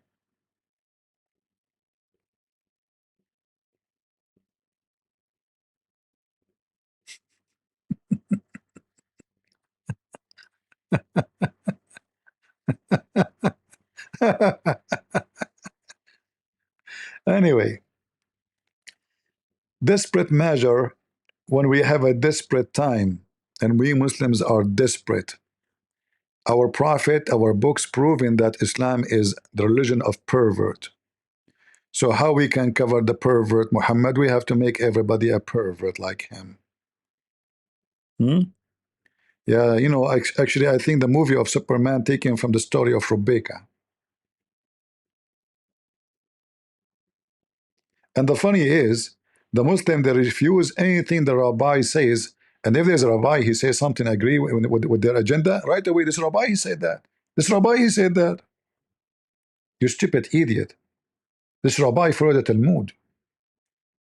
The Talmud is full of sick stuff. In fact, your prophet, he followed the Talmud. And we can show you tons of, as an example, where we can find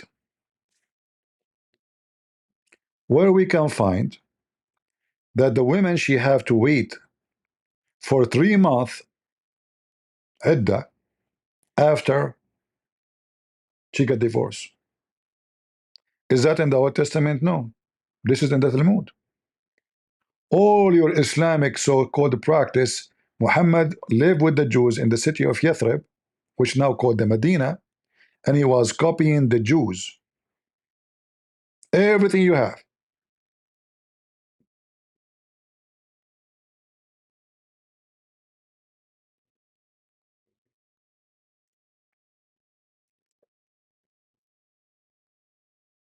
Do we have any Abdul?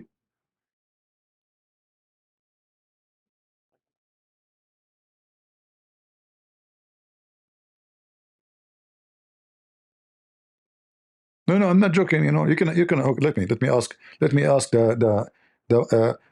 what his name, Sheikh Uthman. He is learning from AI. Hey, catch up boy, how you doing?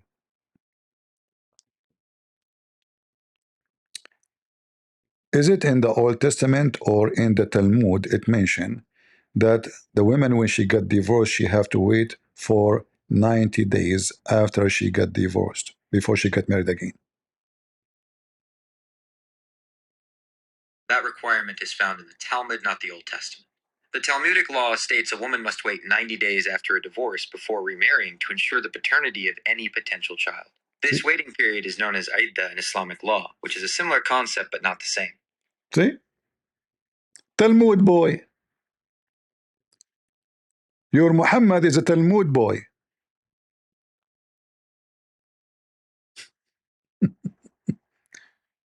Where Muhammad he got the 90 days period? From the Talmud.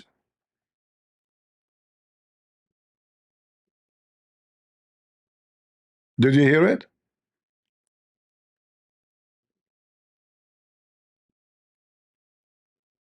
You don't follow Musa's, you follow the rabbi. And those rabbi, they have a lot of pervert stuff. And the Talmud is full of fiction stories. Actually, most of the stories of Muhammad are taken from the Talmud. Many of it.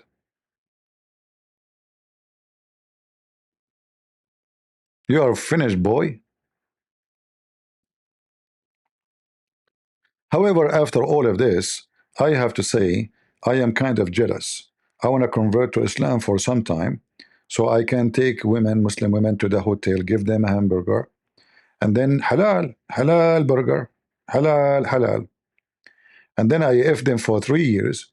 And then the woman, she go in the street, she say, this guy, he F me for 3 years. I say, no, I never even know her. She's mentally ill. And then I will fabricate Photoshop what's up about her. And then I will gang the Dawah boys to support me. Because we are gang, we are Muslim gangs against even Muslim women. And then we claim that we have a scholar.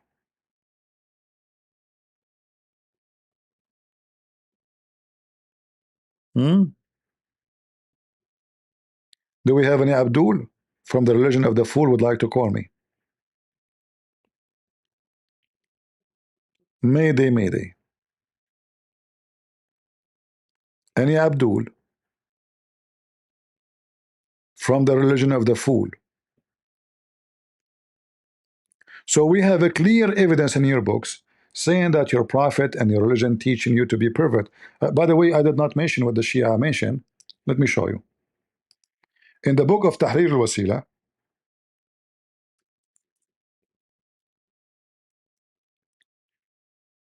the Khomeini, the founder of the new Islamic State of Iran,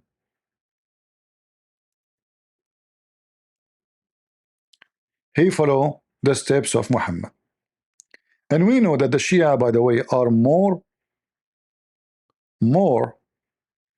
true practicing, like sect than Muslim Sunni. In fact, I challenge any Muslim to say this is not true.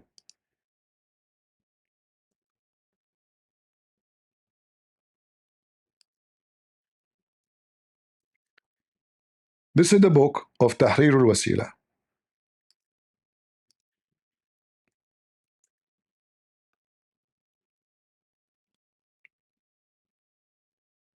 This is not Tahrir al-Wasila. Hold on. We want Tahrir al-Wasila. Give me a second.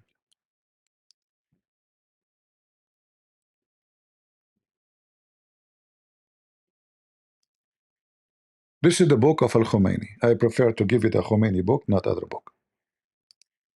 The author himself. So this is the book of Tahrir al-Wasila by Al-Khomeini, volume number 2, page number 241, as you see in the screen. All right, Tahrir al-Wasila. And then here you go to issue number 12. And the Muslim Sunni, we showed you, they agree with the Shia. It is not allowed to if a girl. In fact, the Muslim Shia are more conservative, by the way.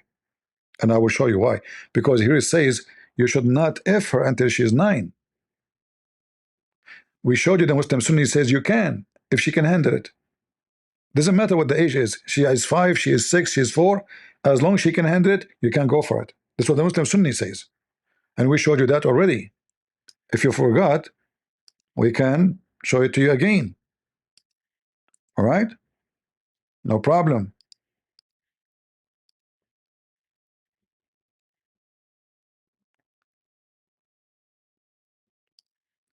Marriage.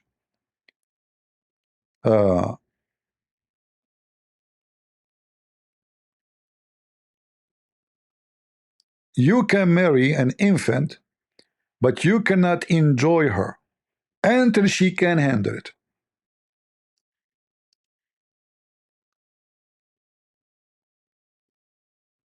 Translation here is very false. There is no minor girl. In Arabic it says radi'a, infant. In fact, the last translation is correct. So you can marry her, you cannot if her until she is able to handle it. So it's forbidden for you to enjoy her sexually, the one who is not able. Do you see it?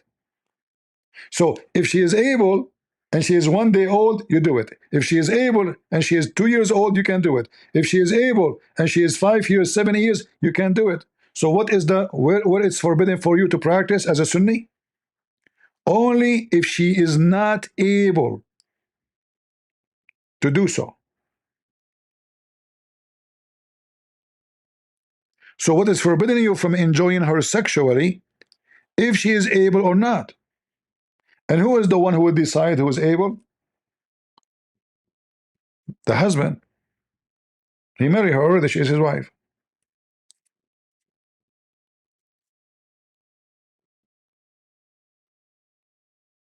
This is the Sunni. The Sunni, they agree, you can marry an infant.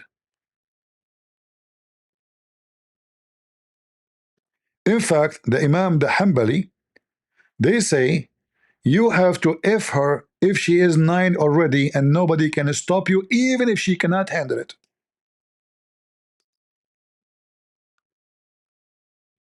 Let me shorten it so we can play the audio.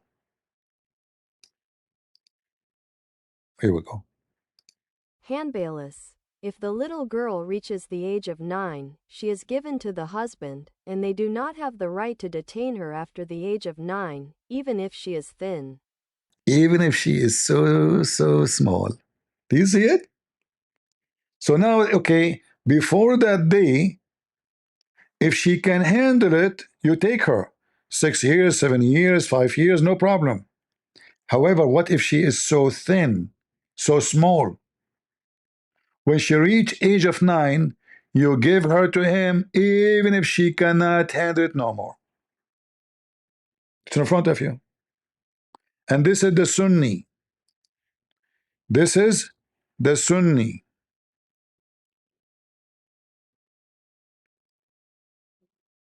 Here they are saying, the Nawawi said, The little one should not be delivered to be effed as long the reason for not to be effed is exist. Which is that? She's too small. It is forbidden to F her as long she cannot handle it because she is so little or maybe even crazy. Are we making things up?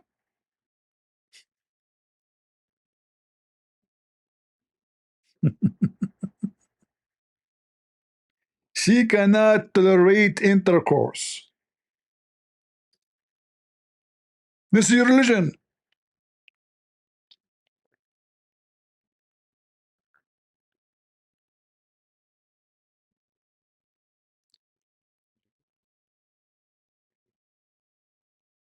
So when the Muslim they speak about someone she is fit to be in your bed, they are just talking about if she can be effed without dying.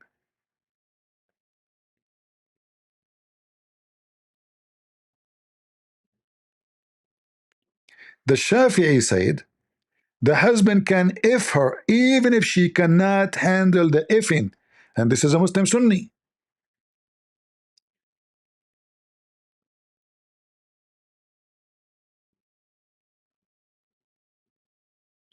However, their family they can say no if they want, but if you wish, he can go for it. Read it. I'm not making things up. Let us use the full translation. You see, when the text too many, the translation doesn't work with the audio. I like the audio so you can read it. Al-Shafi'i said, if she is close to puberty and is large enough to tolerate intercourse, then her husband may have intercourse with her. But if she is not able to tolerate intercourse, then her family may prevent her from the husband until she is able to tolerate intercourse. The word puberty does not exist here. It says balagat, which means reach. When reach large enough, the translation is false. So when she reach, if she is close to be large enough to tolerate intercourse, then her husband may have intercourse with her. But if she is not able to tolerate intercourse, then her family may prevent her from the husband until she is able to. May. All right. In fact, it says it is permissible for her husband to do intercourse with her even if she don't fit. Read carefully.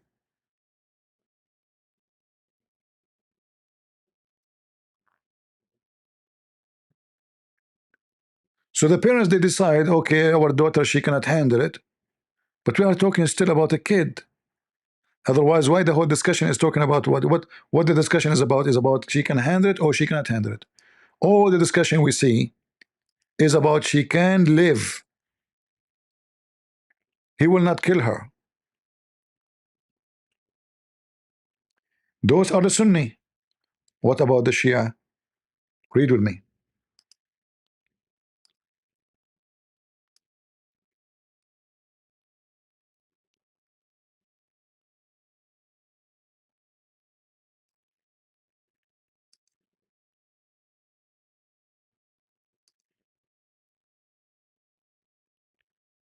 Question 12. It is not permissible to have intercourse with a wife before she completes 9 years of age, whether the marriage is permanent or temporary.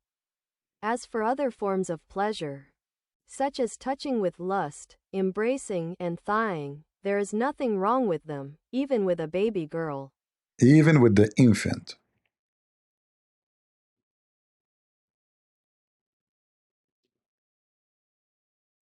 Even with the infant, not baby girl.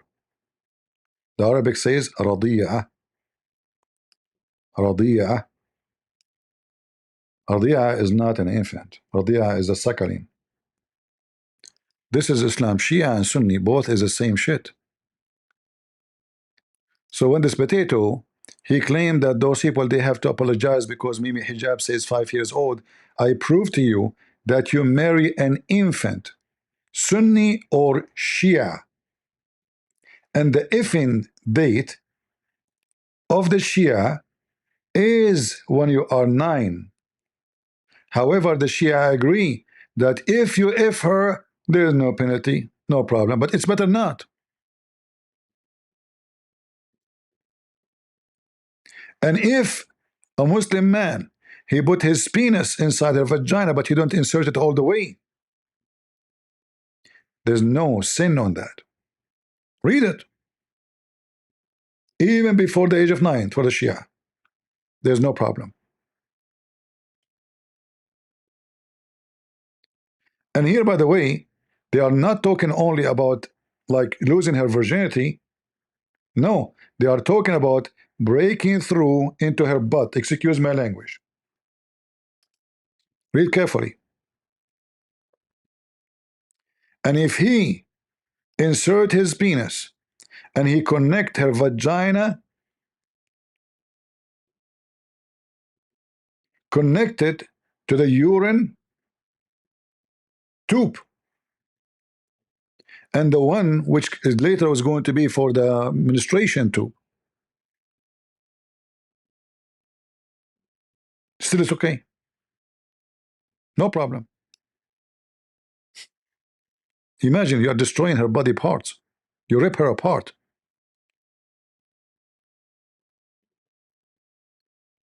He's saying if you do that here in this case, and you insert it and you break those, then she will be forbidden for you forever.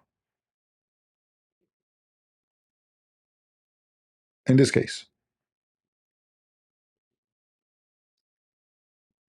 this is Islam. And then you have to pay her money. So Shia, Sunni, it doesn't matter. In fact, the Shia is more better than you.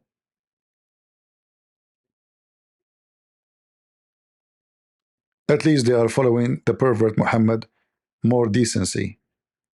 I mean in decent way, which means they are following truly what Muhammad said. Muhammad says we do mut'ah, the Quran says so, the Shia do it now. What the Muslim Sunni do, like maybe hijab, he go and do something called misyar, which is mut'ah. They just change the name. The Muslim Sunni are pervert. They change the name of their crimes, of their pervert action.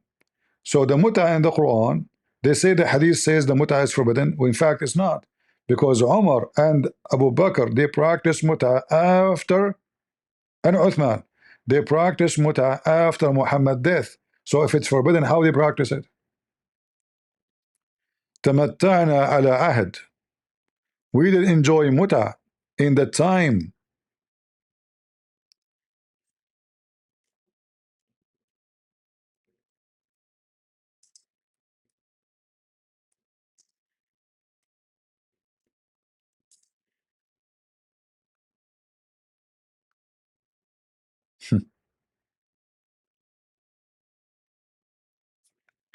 The Muslims, they wish as they wish.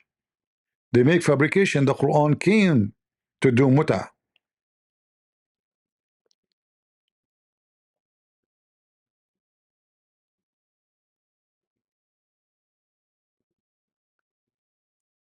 You see it? The Muslim, they did mut'ah with Muhammad. Muhammad did mut'ah with them. Everybody is doing mut'ah.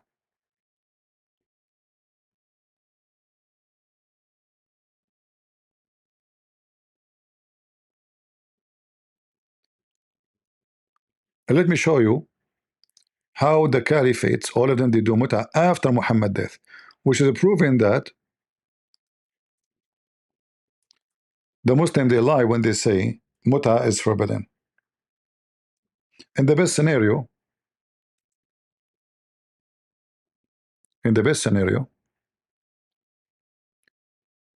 Muslim Sunni books is not reliable.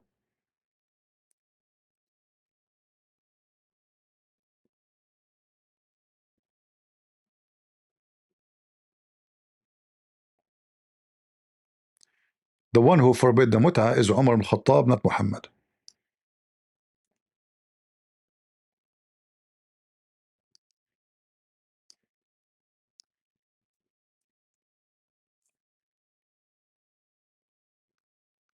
Let us see if we can find it here. If we could not, we can find it in different way, please. Let us see.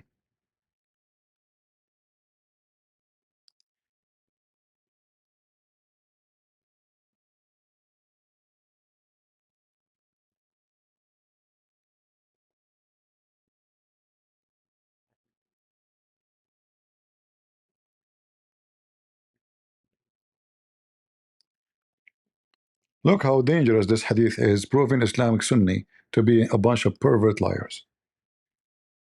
This is Sunni hadith. This is not Shia. And this is Sahih. Sahih. The same hadith can be found by Muslim. Sahih Muslim. It says here that Umar al-Khattab, he said, the Quran is the Quran, and the messenger is the messenger. And there was two mut'a in the time of Muhammad.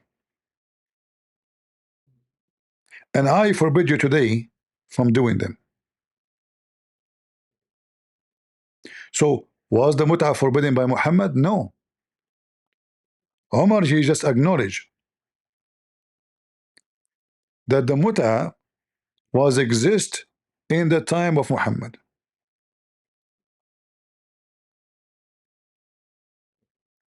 And I am Umar, the one who forbid it, not Muhammad.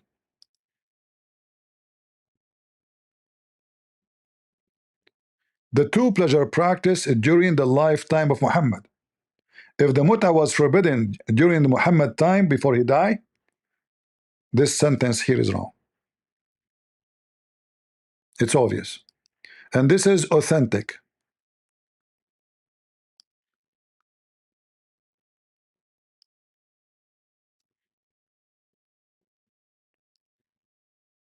Authentic. All right. Other hadith.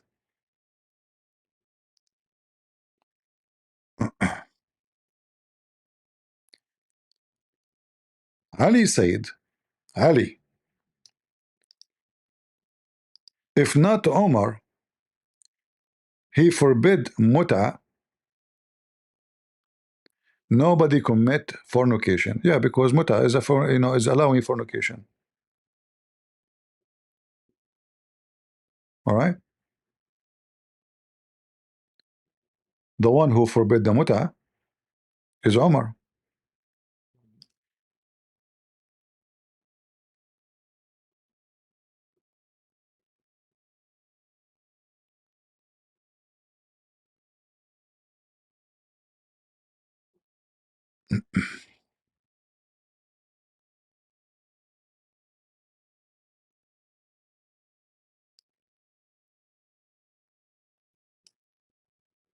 Let me show you some reference.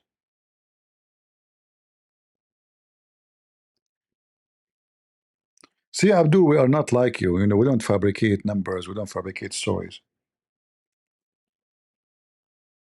This is your religion. لولا ما سبقني به ابن الخطاب ما زنى إلا شقي. If not, Omar is the one who forbid it, and he command that before me. This is after Muhammad's death. Nobody became doing illegal fornication because mut'a is forbidden by Umar only, not by Muhammad. Not by Muhammad. And this is Umar. This is Ali saying, if not Umar, he is the one who forbid it, I will allow it.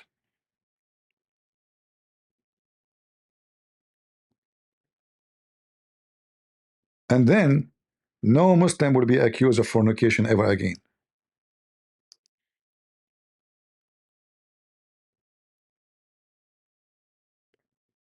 It was only the opinion of Umar,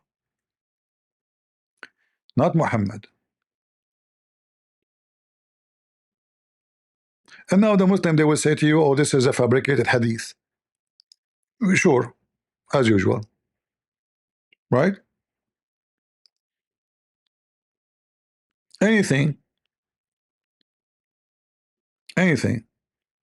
is fabricated, even if it's a Sahih Muslim, even if it's al-Bukhari. And let me show you. It confirmed from al-Bukhari that the Muslim, they used to F each other by exchanging anything. And this is a practice during Muhammad, during the caliphate after. Read carefully. Read carefully. This is Sahih Muslim. This is Sahih Muslim. We contracted muta, not marriage. There's no marriage. Muta is not a marriage. Muta means sexual enjoyment, not marriage. How that is marriage? The word marriage is not there. Giving a handful of things like, exchange. You go to the women, you're hungry. What do you want? Bread? Okay, I will give you 1 kilo of a flour. Open your legs. It's in front of you. When we did that, during the life of Allah Messenger and during the time of Abu Bakr, until Umar forbid it for the case of Umar ibn al-Harith.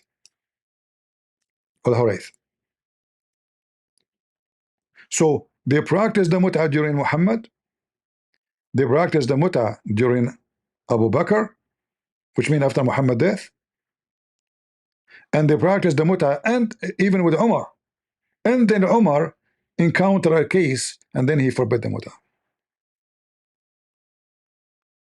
It's not Muhammad who forbid the mut'ah. If this is da'if, this is Sahih Muslim.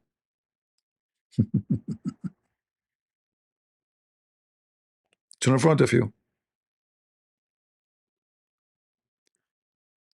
This is the religion of the pervert Muhammad. Take it or leave it. Do we have any Muslim who would like to join us?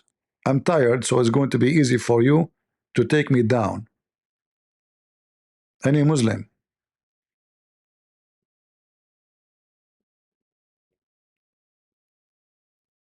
Are we lying, Muslims? You claim that the Shia, they practice what is not allowed. Will the Quran allow it? One of you actually, he said to me that the Muslim, they say about the hadith we mentioned, that the hadith is invalid because it's against the Quran. Who said that to you? The Muslim Sunni. Forbidding the mut'ah is against the Quran.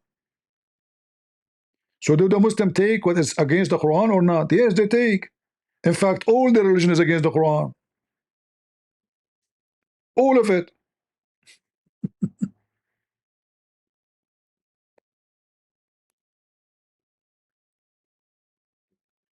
Don't change my topic, my friend. We are not here to talk about any one war. Focus with me. Do we have any Abdul?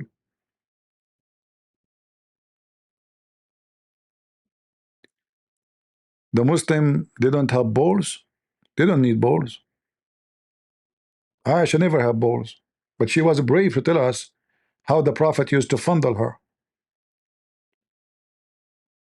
The Prophet used to fondle me, she said. When I have my menstruation, she said. Imagine if Aisha, she have Facebook in her time or Twitter. Man, the laundry of Muhammad is all over the place. The Prophet now is putting his penis in my butt. Or the Prophet is taking it back. Or the Prophet, he put it again. Or the Prophet is licking my ears. Or the Prophet, he bite my tongue. In fact, she said the Prophet used to suck my tongue. What? What the Prophet used to do, Aisha? The Prophet used to suck your tongue? Really? Should we put that in the CNN?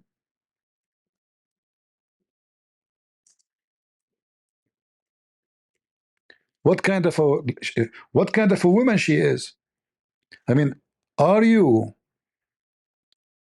pervert people? Why a woman, she will go, imagine you are married and then you have a wife, she go online and say, guys, my husband Muhammad hijab, he sucked my tongue. Really? Can you show us how? Are we lying? And look, one will say to you this is sahih, one will say to you this is da'if. This is al-Bukhari.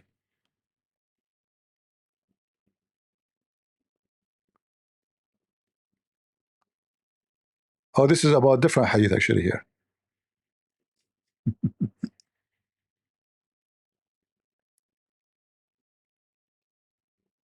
It's weak, brother. It's weak. This hadith is weak. It's weak. I mean, do you see it? It says weak. Hello? Get the breath. First of all, Prophet Muhammad, he was sucking her tongue because he was suffering from some problem. Like, you are a doctor. So what the problem you think it was the reason for sucking her tongue?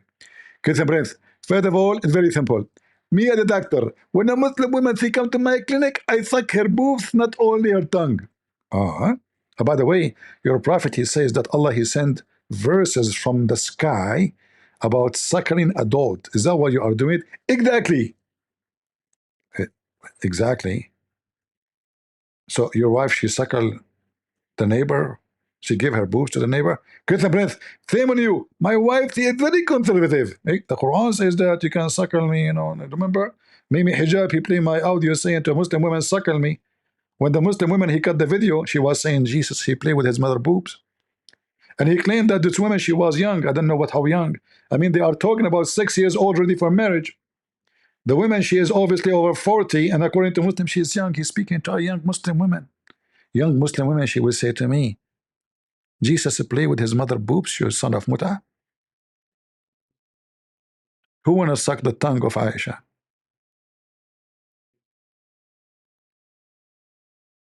Hmm? Do we have any Muslim?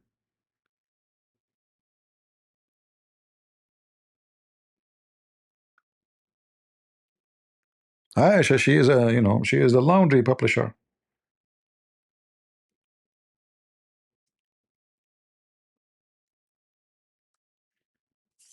You wanna know every sex Muhammad he do? And look how Aisha. I mean, guys, if you read what Aisha is saying, you will see that Aisha is a whore. Literally. Look at this. This is Bukhari. The Prophet used to embrace me during my menses, and also he used to put his head out of the mosque while he was in itikaf, and I would wash it during my menses. What else? This is not a big deal. Let's show you more. There's no issue here. It's okay. It's okay. Huh? Aisha, she said, the Prophet, he used to fondle me. What he do? Fondle me. What the word fondle mean? He put his penis between her organs while he is fasting. While what? The guy is fasting now, by the way. Just to let you know. It's haram, brother. Haram to have sex. So, wife, what about you open your legs and let me do some brush there? Hmm? And she said, and who of you can control his penis like the Prophet? She's expert. How Aisha, she say that she knew that Muhammad is the best to control his penis? She have expertise? How many men she used to be with them?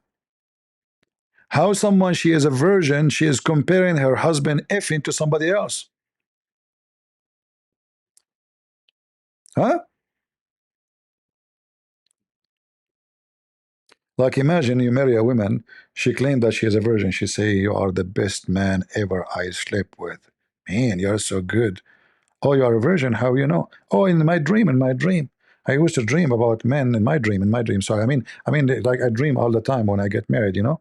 But yeah, you are the best in effing. MashaAllah. How she knew? How she knew that Muhammad is the best of effing, controlling?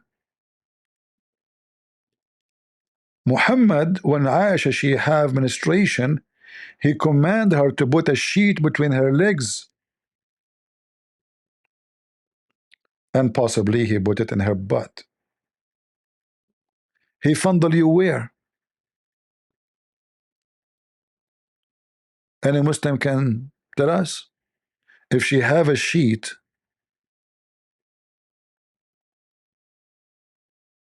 where is the? It says where a waist warp. Well, what does that mean?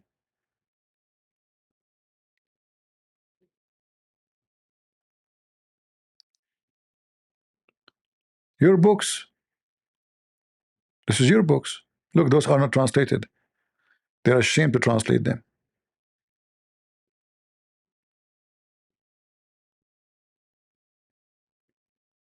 Mm.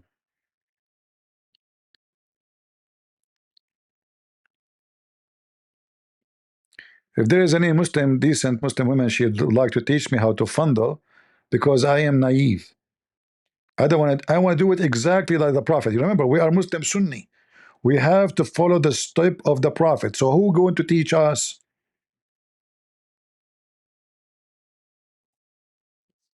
Hmm? Who is the Muslim? She want to volunteer to teach us how the is Aisha there to show? Shouldn't you tell us how he used to fondle her more details? We don't know now who exactly he did it. We need to know.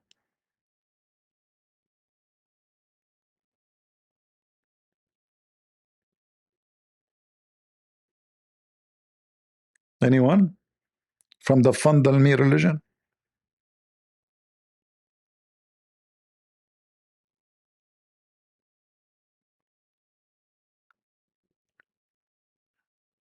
Tongue sucking is to hydrate the other person.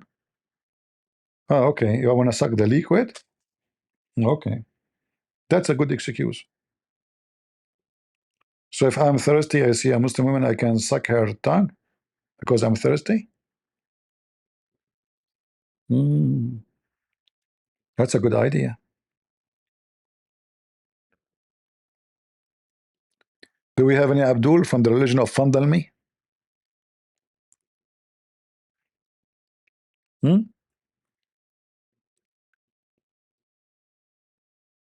I will never take with me a bottle of water, no more. But I need to find Muslim women all the time. That will be difficult. They are a small, tiny minority in this country.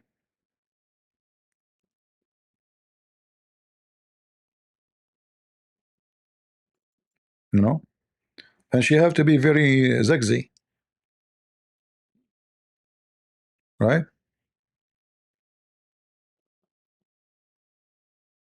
She have to be very beautiful.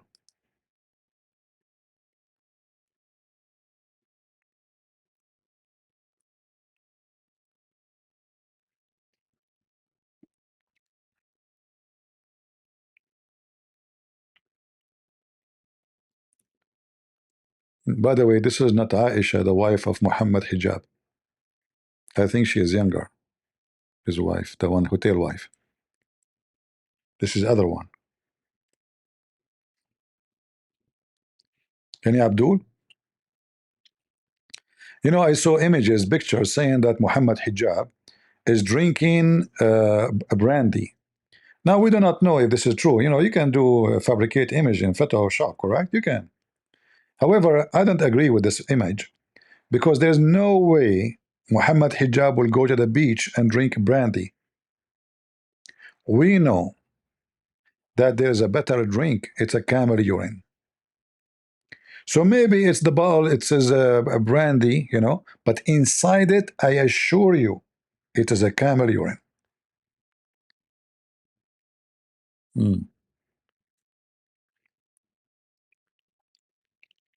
Any Muhammadan?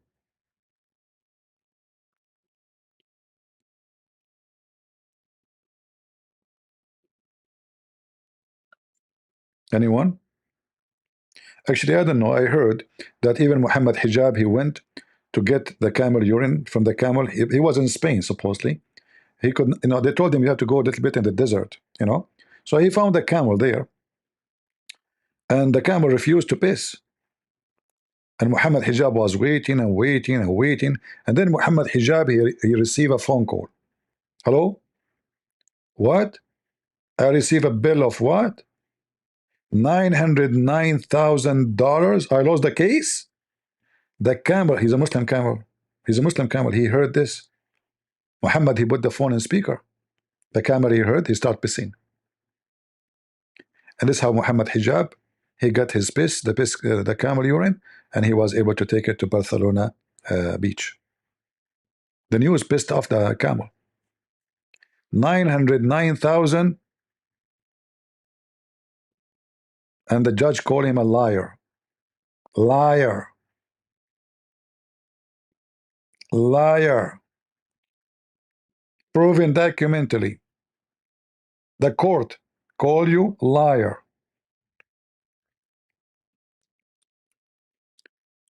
Do we have any Abdul?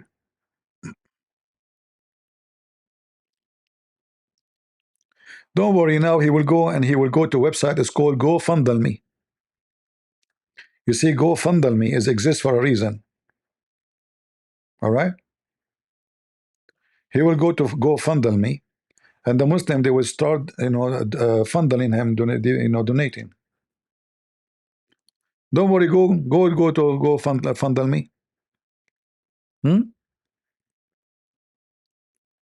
Though this GoFundMe is very famous website used by Christians and Muslims.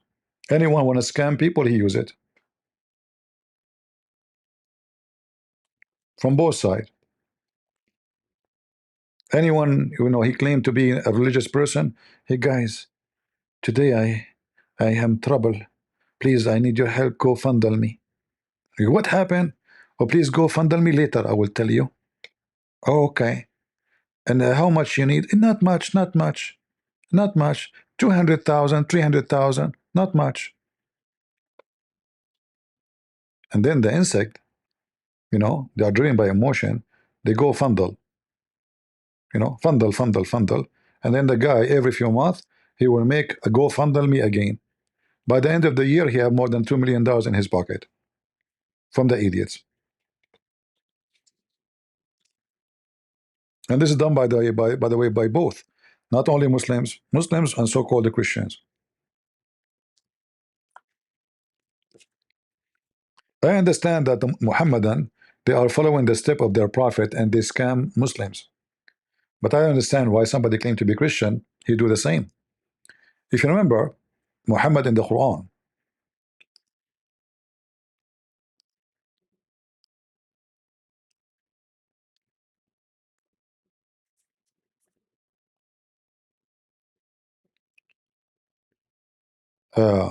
the Quran speak, if a Muslim want to speak to Muhammad in private, he have to pay him.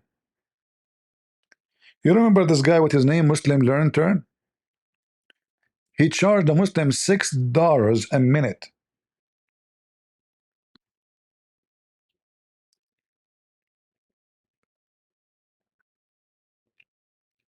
$6 a minute. Imagine. So if you speak to say $10, you have to pay. Sorry, I mean, if you speak for 10 minutes,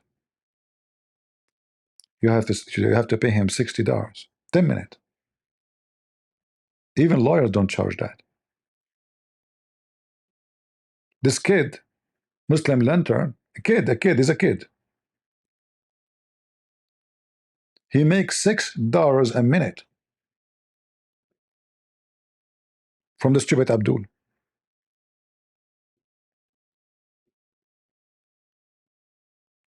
And here Muhammad saying that if he take your money, he will pray in your behalf. This is how you know who's a scammer.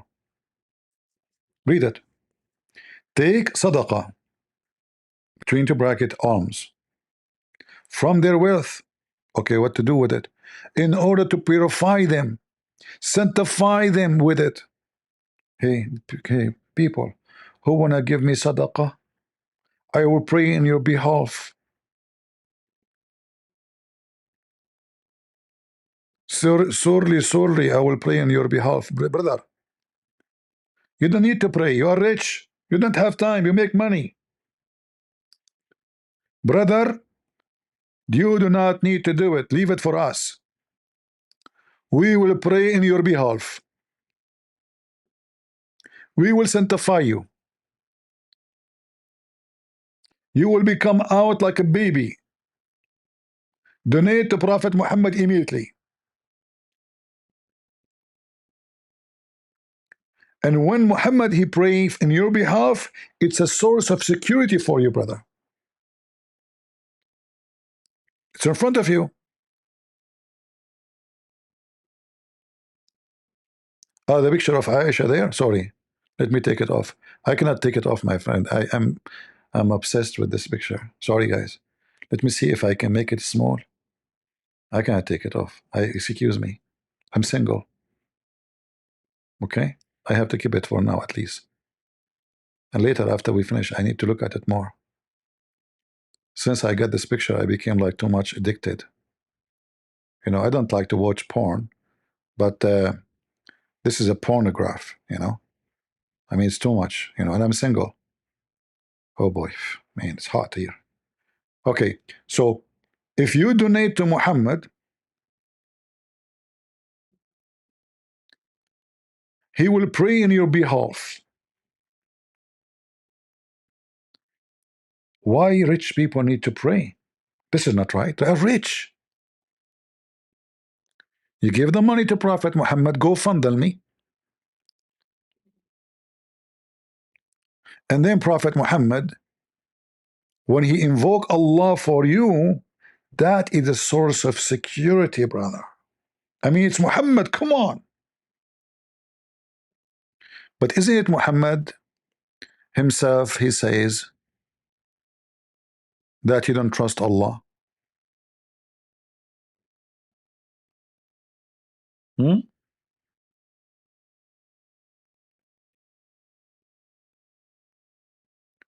Who is the one who said, La aman makr Allah? I cannot trust the deception of Allah. Muslims, who said that?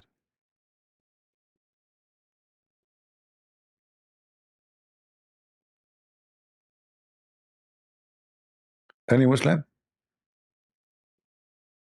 First, it's in the Quran. The one who feels secure from the deception of Allah is the loser.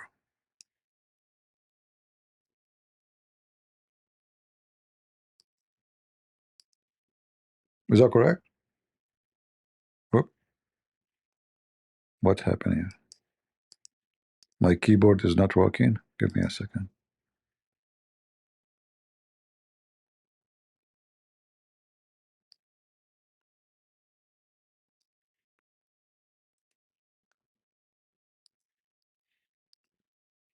Something wrong with this keyboard.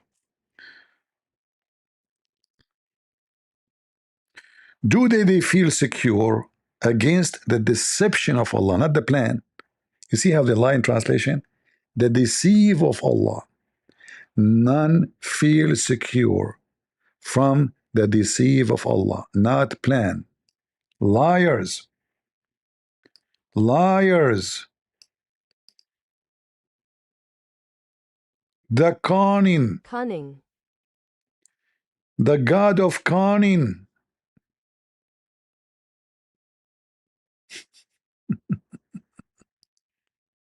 They try to fix it.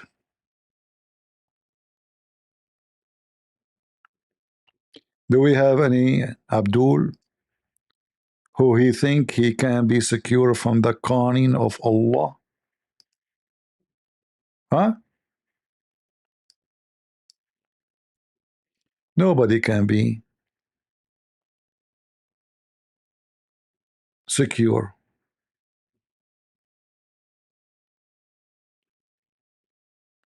Look at this.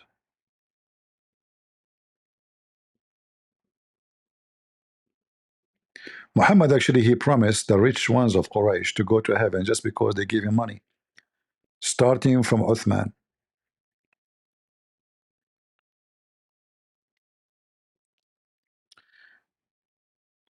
I'm going to take the picture from the screen because I feel jealous.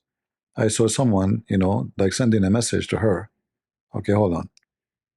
Okay, shame on you.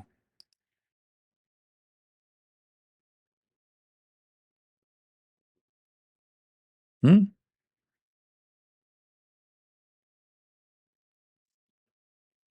Any Muhammadan?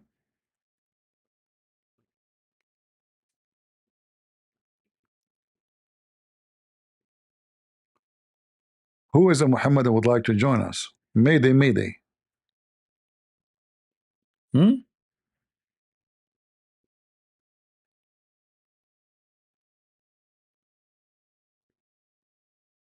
Hmm.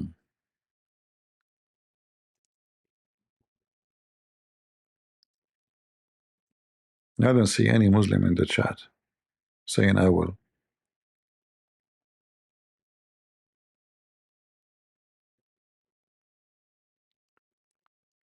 By the way, guys, if you want me to pray to Allah for you, you know, I have my, you can go fundal me account, all right?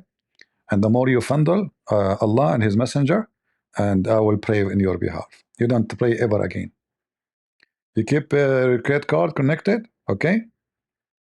Smash Allah, and there again, all day long, brothers, sisters, all day long.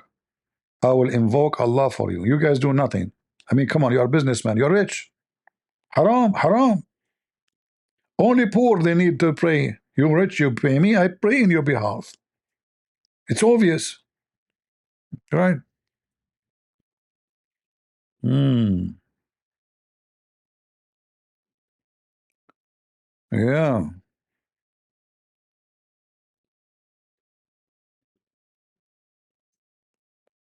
Don't take me wrong, I'm just trying to help here. See, people, because they have a bad mind, they start thinking, oh, maybe he will go and buy a new car, or no.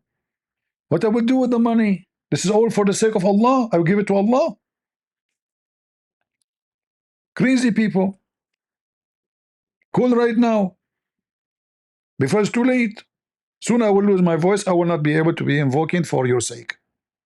And you know, Allah is an Arab guy. He don't understand, you know, Pakistani boys. You know, if Zakir Naik he call Allah, Allah will not understand. Hello?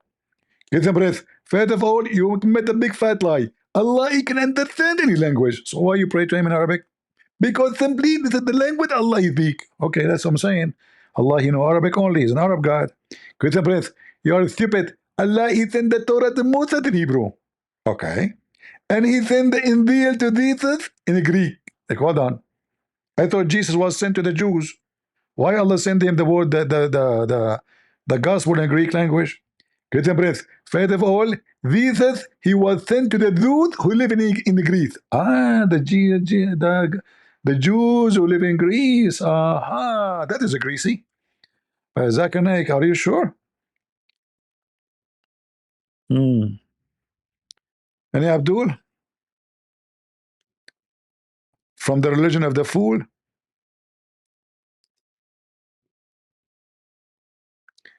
Uh-huh.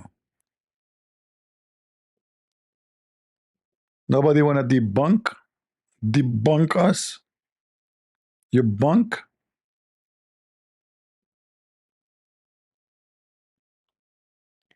I have 5 BMW. No, I did not get them. This Indonesian guy, he died now. Too bad. I did not get the keys. If you remember his video, Christian Prince, I have 5 questions for you, and I will give you 5 BMW if you can answer those questions. Like, what the heck? 5 BMW? Like 5? Not 1? What about 1? I can drink. I can drive 5 at the same time. Question number 1: show me where Jesus said, "I'm a Christian" in the Bible. Like, what the heck? Show you where Jesus says I'm a Christian? Mission impossible. I lost already. I mean, look how stupid they are. Those are the one they call them ustaz. He want me to show him where Jesus said I am Christian, which means I follow Christ. I mean, can you believe how stupid they are? Hmm. And then the potato, he died.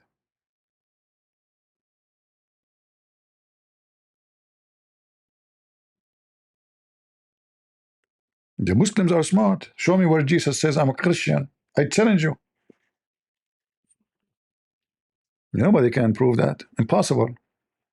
I mean, Jesus will say, I'm, I'm following myself. I'm a Christian. Like, Muhammad hijab, he says to Borat, Erhaman, he said to him, so you are saying that the Messiah, he thought he is Messianic prophet? Like, what the heck is that? The Messiah is a Messianic prophet? Messianic prophet? He think? The Messiah.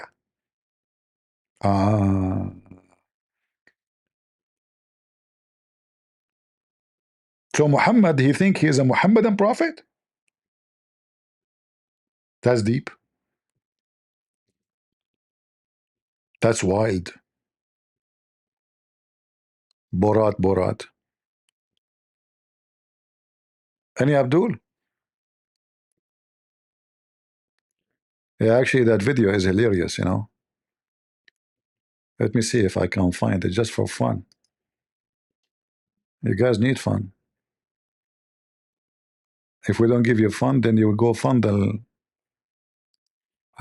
Prophet Muhammad, website.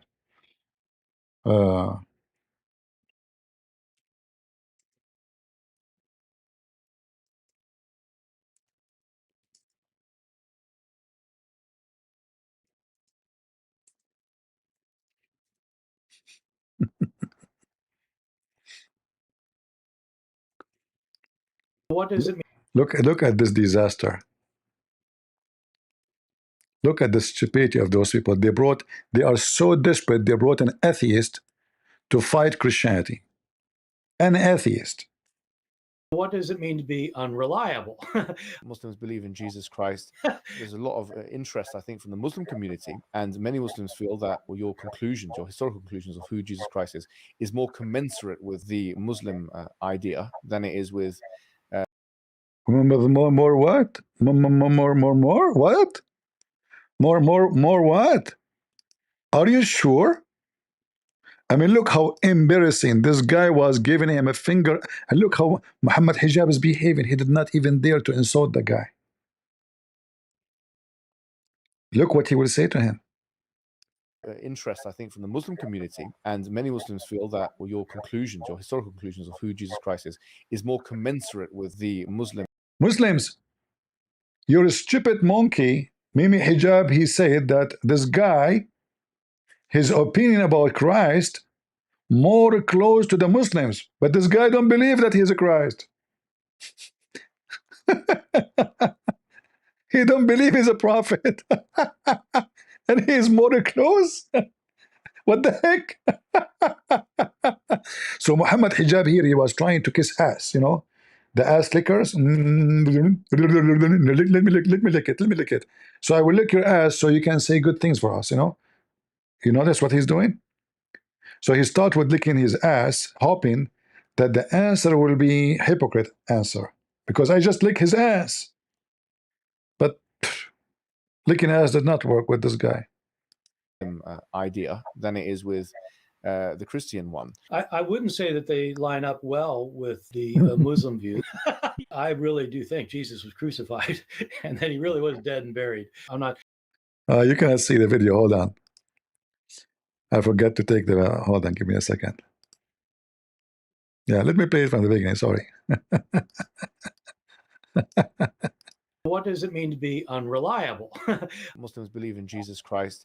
There's a lot of interest, I think, from the Muslim community, and many Muslims feel that your conclusions, your historical conclusions of who Jesus Christ is more commensurate with the Muslim idea than it is with the Christian one. I wouldn't say that they line up well with the Muslim view. I really do think Jesus was crucified and that he really was dead and buried. I'm not interested in whether Jesus was the Son of God because I don't think there's a God. And so my understanding is that your conclusion is that Jesus Christ was a messianic prophet. I think he thought that he was a son of God. He is a messianic prophet?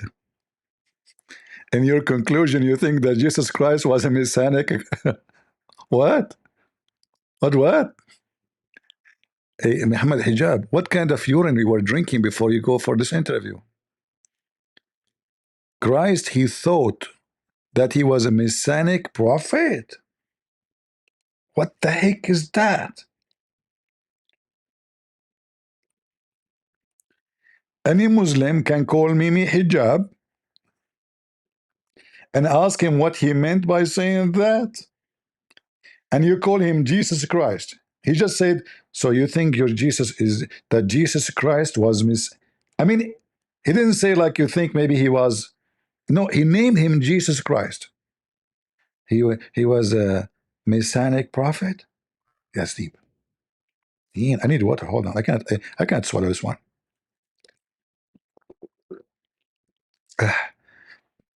Still not. I can't swallow it. I need more.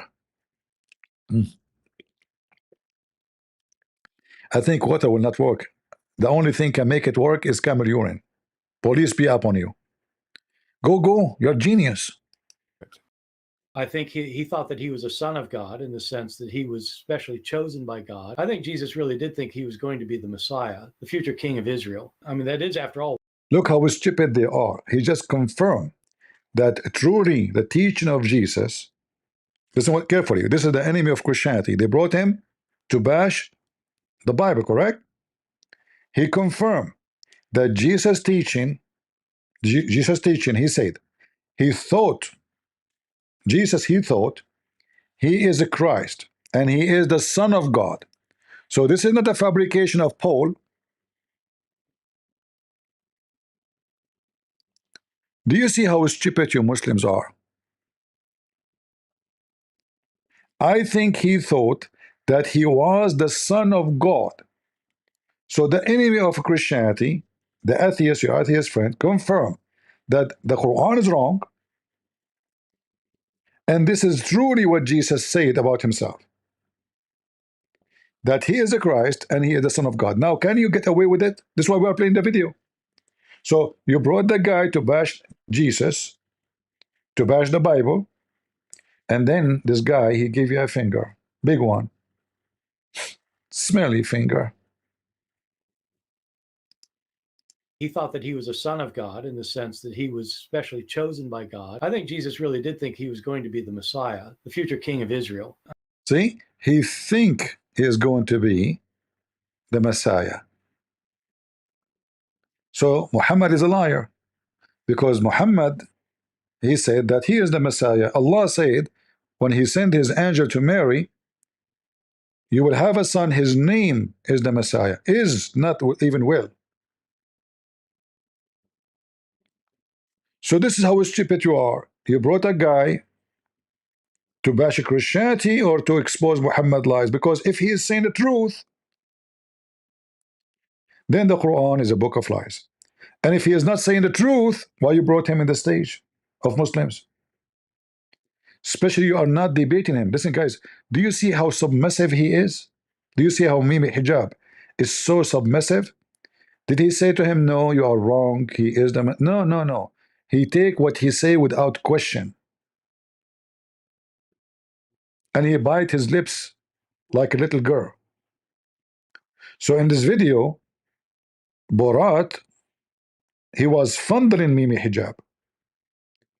And Mimi Hijab, she was licking her lips, as you see. He did not dare to say to him one word that you are wrong. He thought that he was a son of God in the sense that he was. You see, guys, I'm lying. Is he biting his lips? I mean, she. Let me zoom in. I don't know if I can zoom more. Hold on, we can fix this thing issue.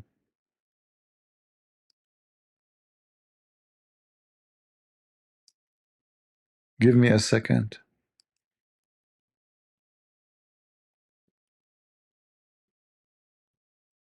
We will use the fundering technology. But not you now. Hold on. My hand go over to that picture like automatically without even thinking. I make it appear. I can't resist sometime. I need to do something. I need to see some doctors or something.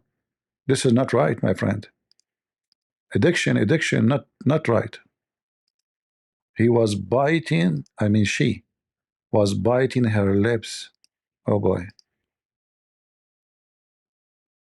That is Very. Where is? The picture becomes so small. Let's make it big. Hold on, hold on.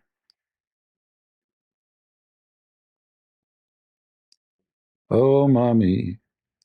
Oh, mommy, bite them, bite them. Oh, mommy, bite them. Oh, mommy. Let us bite the lips.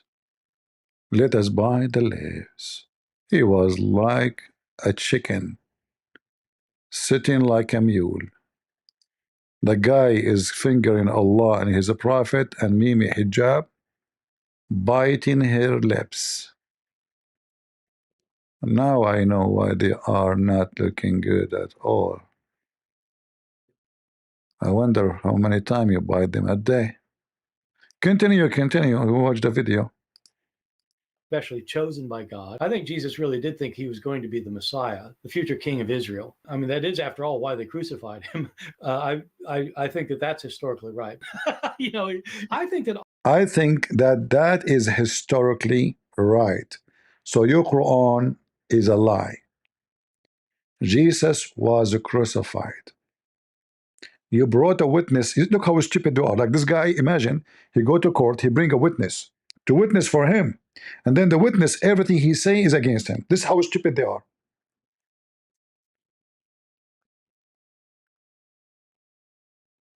This is how this religion is full of stupidity. You could not find a witness except this guy.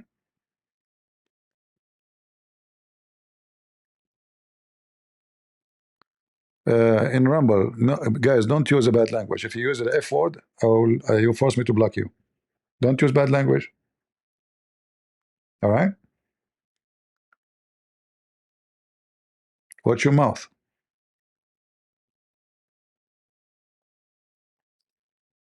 all of these gospel authors, I think all of them think that in some sense Jesus is God. If you He think that all the gospel author, all of them, agree in some sense that Jesus is God. think that the Bible cannot have any mistakes in it, if you're shown a mistake, then you just refuse to admit it's a mistake. You think either it can be reconciled in some way, or that there's something we just don't understand about it, or we have and You can tell this guy is mentally ill, by the way. The When Quran is mentioned. when somebody mention a mistake in the Bible, we laugh. And if you watch his video, you will see how silly the mistakes he's talking about. And then Mimi Hijab, he shake his head, you know, and he said the Quran mentioned something. What the Quran mentioned? Go. In the Quran, it's mentioned if this book was from other than God, they would have found in it many contradictions. if a book is without contradictions, that has no bearing on whether it comes from God or not. I've had phone books that are inerrant, but I certainly don't think God gave them. So, no, that is. Even Mimi himself laughed at the idea of the stupidity of Allah. So if there is a book does not have contradiction, it's obviously it's from Allah. I have many books. There's no contradiction in them. I am Allah then. Worship me. Can you believe it how stupid this garbage Muhammad is? I'm not talking about this guy. This guy is garbage anyway. I'm talking about his prophet. So his logic is, he said, if this is a book made by other than Allah, you will find in it a contradiction. However, I can get you in less than 30 minutes at least 100 contradiction. Who is willing to call me and ask me for one after one? Any Muslim? Any Abdul? We just heard Mimi Hijab saying, the Quran saying, if this book is made by other than Allah, you will find a net contradiction. So if we can find one contradiction, this is not made from God. Very simple. End of the story. Any Abdul?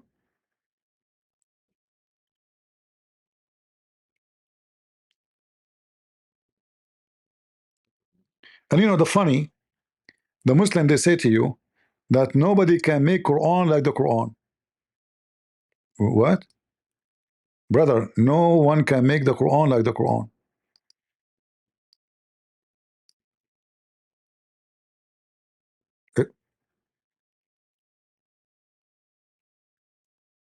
What do you mean? Can you make Quran like the Quran? I have to make Quran like the Quran, and that will make me God? Yes. Okay, can you make books like my books? If you say yes, you're copying me.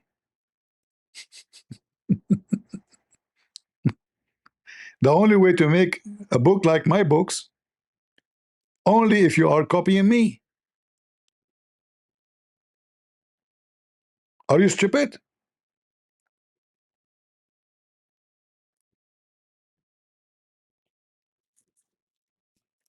Mm.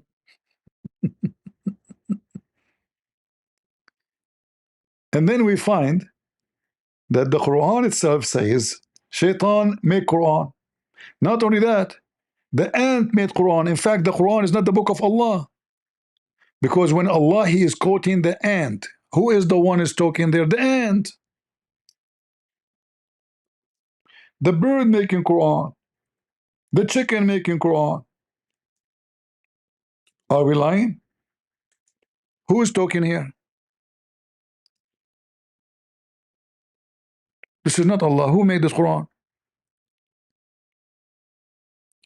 When they arrived to the valley of the ants, and by the way, this is a true story. I was there. You know, the valley of ants is very well known in the Middle East. You know, like when you go in the highway or the valley of the ant, you enter, it says there's an ant in your pant. It's very well known, you know. So when they arrived to the valley of the ant, one of the ant said, okay, so now all of this is made by Mrs. Ant, not Allah.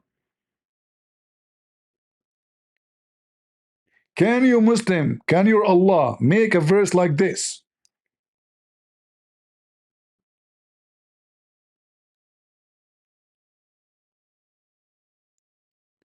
Your God Allah, is He quoting the ant word by word? Or fabricating a story? You will say no to me, word by word. That means the one who made the Quran is the ant. Who's talking there? The ant. She said. It says she said. And ants are deaf and mute. They don't talk, you idiot. And then Suleiman, he heard her, but you cannot hear a deaf. Ants don't talk. We can call their communication as a talking, no problem. But here the story is so clear that he heard her. She said. And then Suleiman, he was amused. And then he said the following. So who is the one making Quran? Allah? No. He said, when Suleiman, he say this, and the ant say that, and then the chicken say this, is the one making the Quran, is the chicken, the ant, Suleiman. Even Shaitan make Quran in the Quran.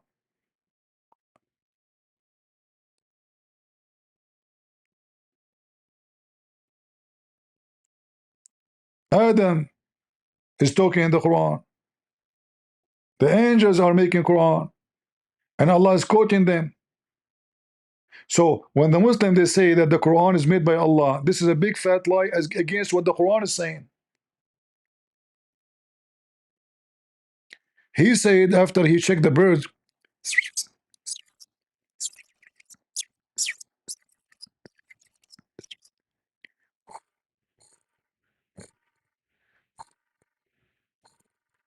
hey birds, where are you? What is this bird is missing? Suleiman.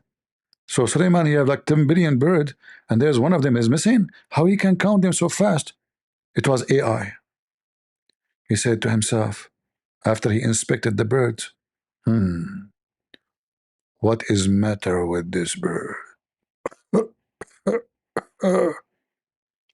Why his absence?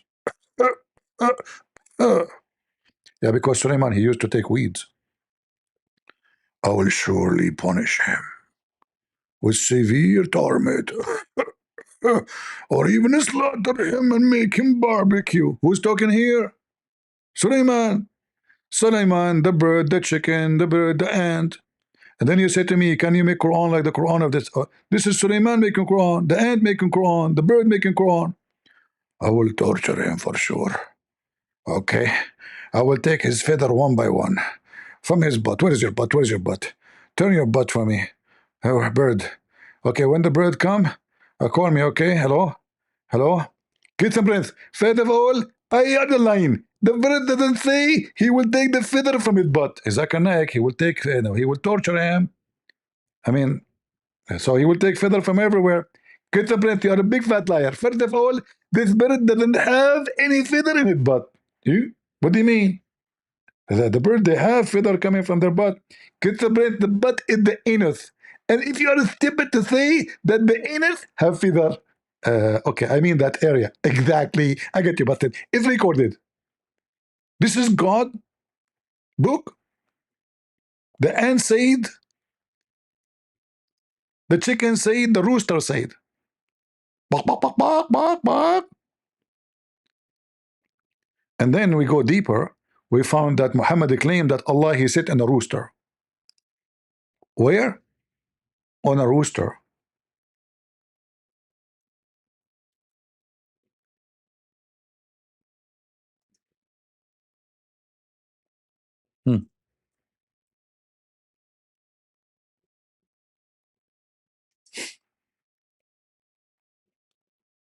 How big the rooster? There is a rooster, brothers and sisters. It's so big. His feet is in the ground. And his head is under the throne of Allah. And this is an authentic hadith.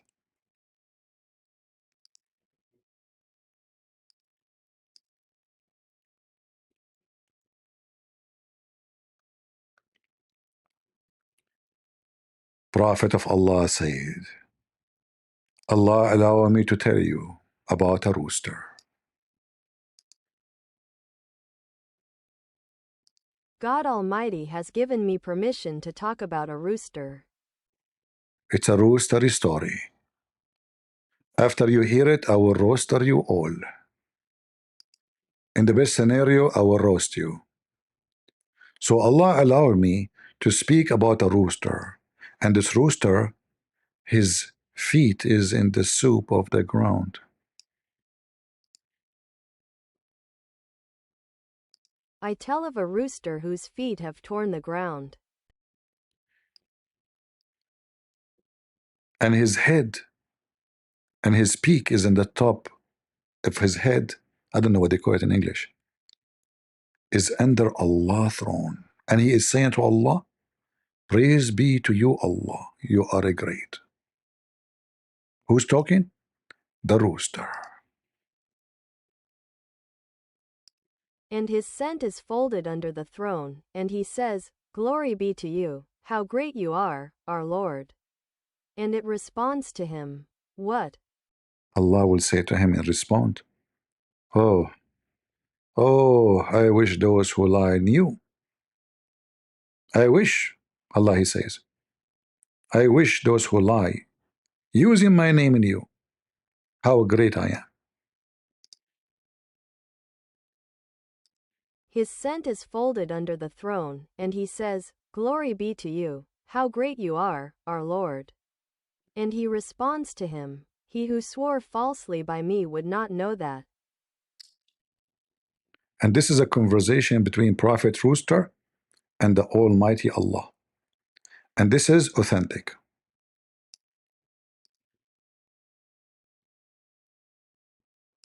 Summary of the Hadith scholars' ruling. His chain of narrators is authentic. I like roosters, by the way. I have nothing against roosters.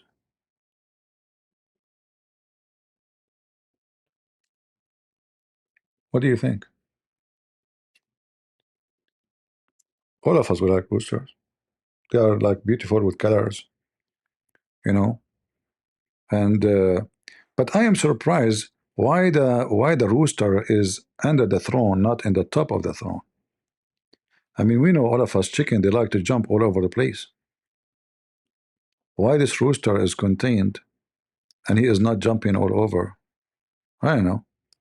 It doesn't make sense to me. Maybe in the beginning, like he started the conversation, then Allah, he go to the bathroom, and then he would jump on the top of the chair of Allah?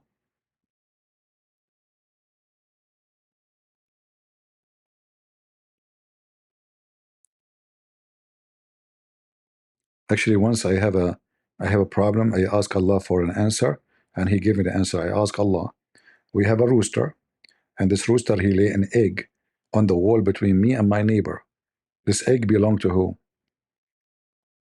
Allah took him like 2 months, as usual, to answer me. He said, split the egg between you and your neighbor. I'm the God of justice. I told him, but Allah, He's a rooster. He said, so? So guys, do you think the judgment of Allah is correct? The rooster, he lay eggs on the wall between my neighbor and me. Who owned the egg?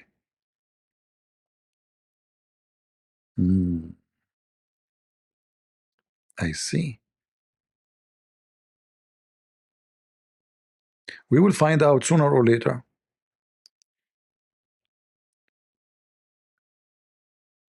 Why you are laughing? According to Muslim, Shaitan, he lay eggs. Shaitan is a chicken. Hey Muslims, am I lying? Get them busted, get them busted. Is it true that Shaitan, he have a penis in the right thigh and he have a vagina in the left thigh, and he shake it, shake it, shake it, and he enter this into this, he do nikah, and then he lay 10 eggs? I never thought that Shaitan is a chicken.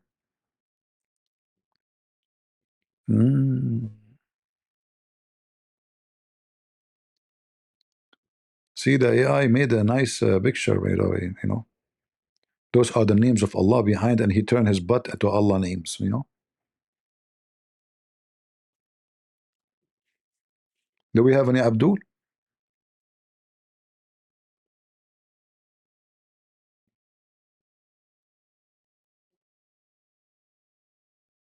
Anyone?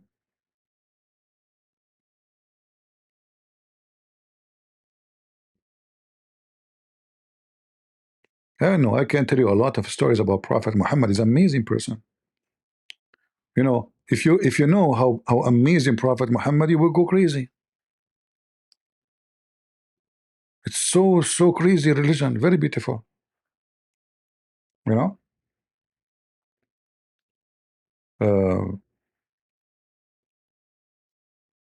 many of those kuffar, they make fun of Islam, brother, because they are ignorant, stupid.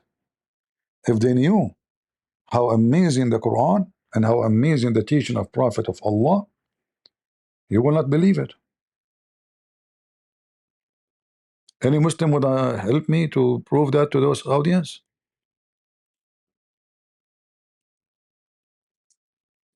They line up in different channel. Here we cannot find them.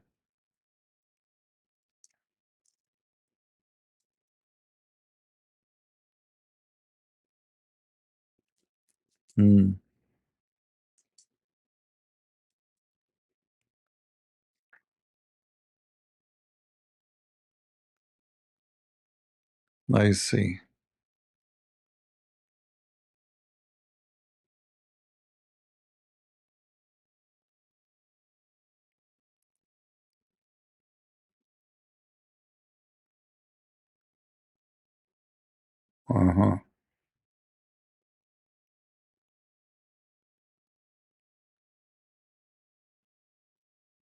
Let me find you something will make you convert to Islam right away.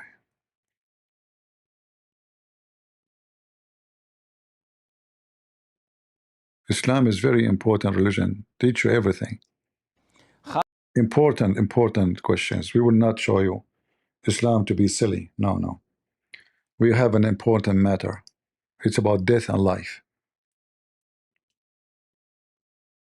Khalid question says, I've read as per the hadith that it is not permissible to roll up pants.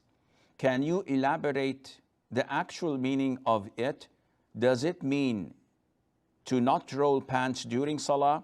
As in office time, I do wear pants below the ankles and usually roll my pants before salah and perform accordingly. Is this permissible? First of all, the hadith is in the Sahih, where the Prophet said, alayhi salatu wasalam, said, I was ordered to prostrate on 7 bones or 7 limbs or 7 areas of my body.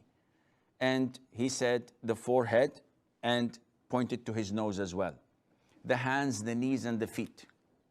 And I was prohibited, I was prevented, I was denied from rolling any form of dress or tucking it in, and from doing the same to my hair.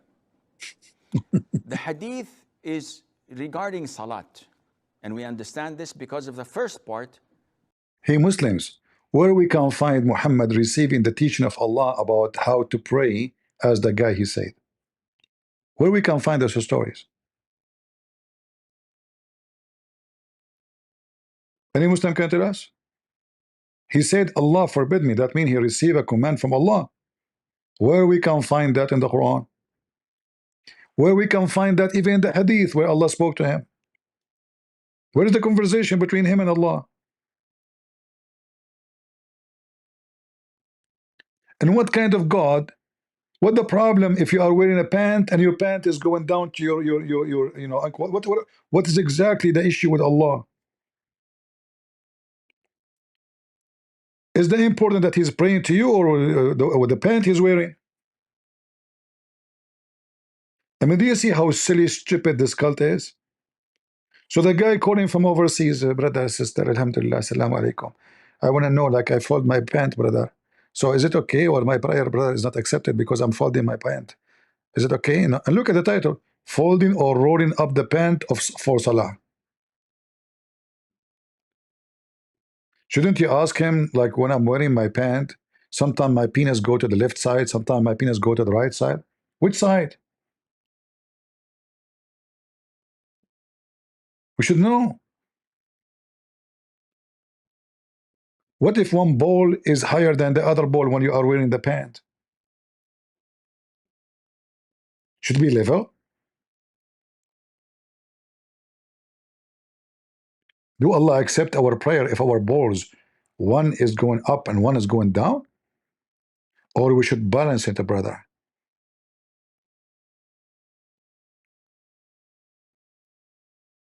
What the heck is this? This is a question, and this is a religion, and Allah forbid me? From what? Forbid me. If Allah did not forbid you from having sex with Aisha, He forbid you from folding your pant?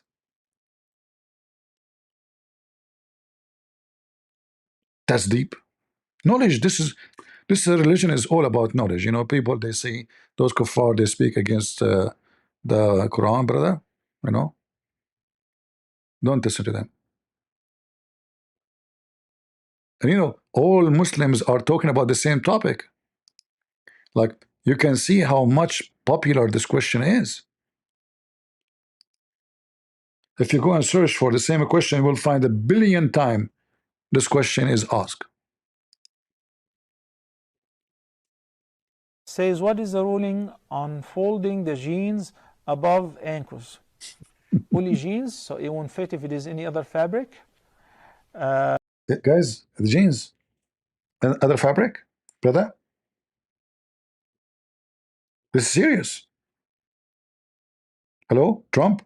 Trump, I have a question for you because this is about national security. When your security, they guard you, are they folding their jeans?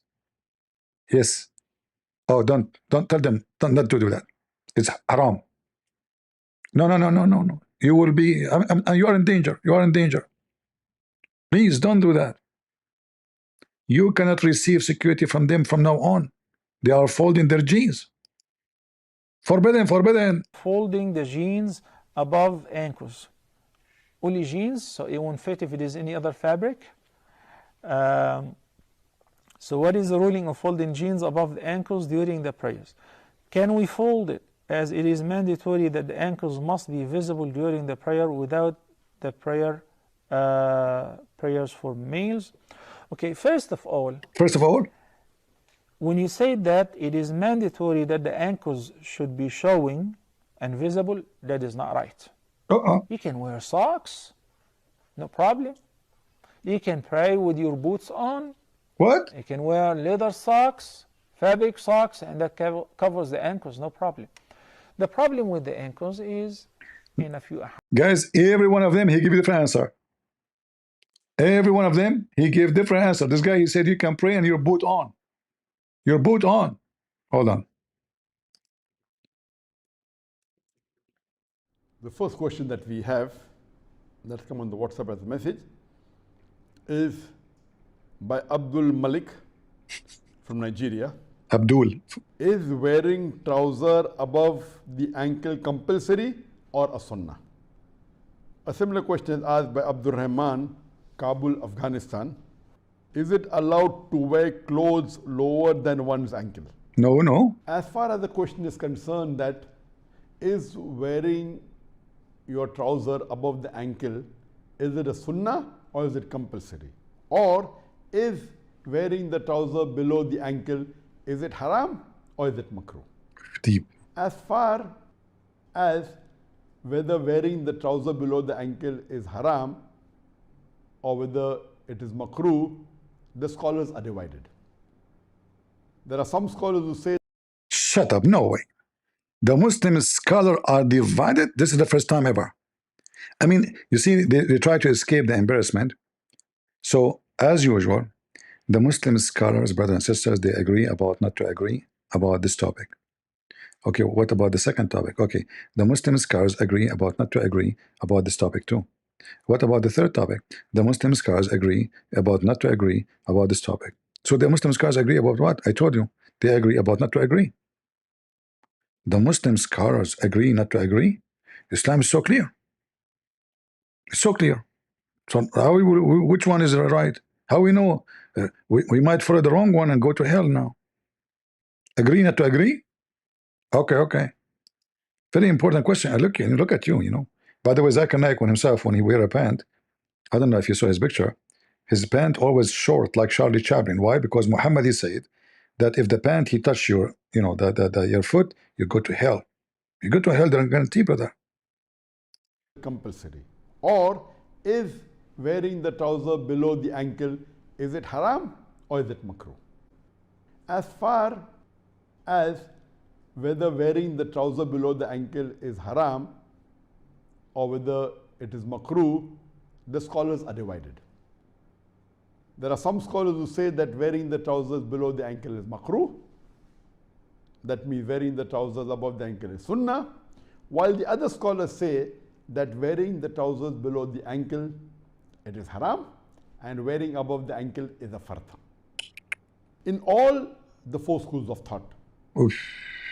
In the Hanafi school of thought, in the Maliki school of thought, in the Shafi school of thought, in the Hanbali school of thought, there are scholars, many of them, who have said that wearing trousers below the ankle is makruh, or wearing above the ankle is sunnah, as well as there are scholars who say that wearing below the ankle is haram and wearing above the ankle is a fard.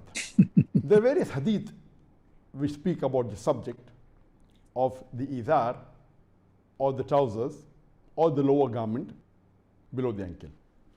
The hadith in Sahih Bukhari, volume number 7, hadith number 5787, where 5787. Okay, the number is so clear. 5787, brother. Abu Hurairah, may Allah be pleased with him, says that the Prophet, peace be upon him, said that the izar, the lower garment that hangs below the ankle, is in the fire of hell. Sahih hadith. Sahih. It's in Bukhari. That's it. You will go to hell now. Brother, you will go to hell. You pray every day. You masturbate for the sake of Allah. You molest kids like Aisha.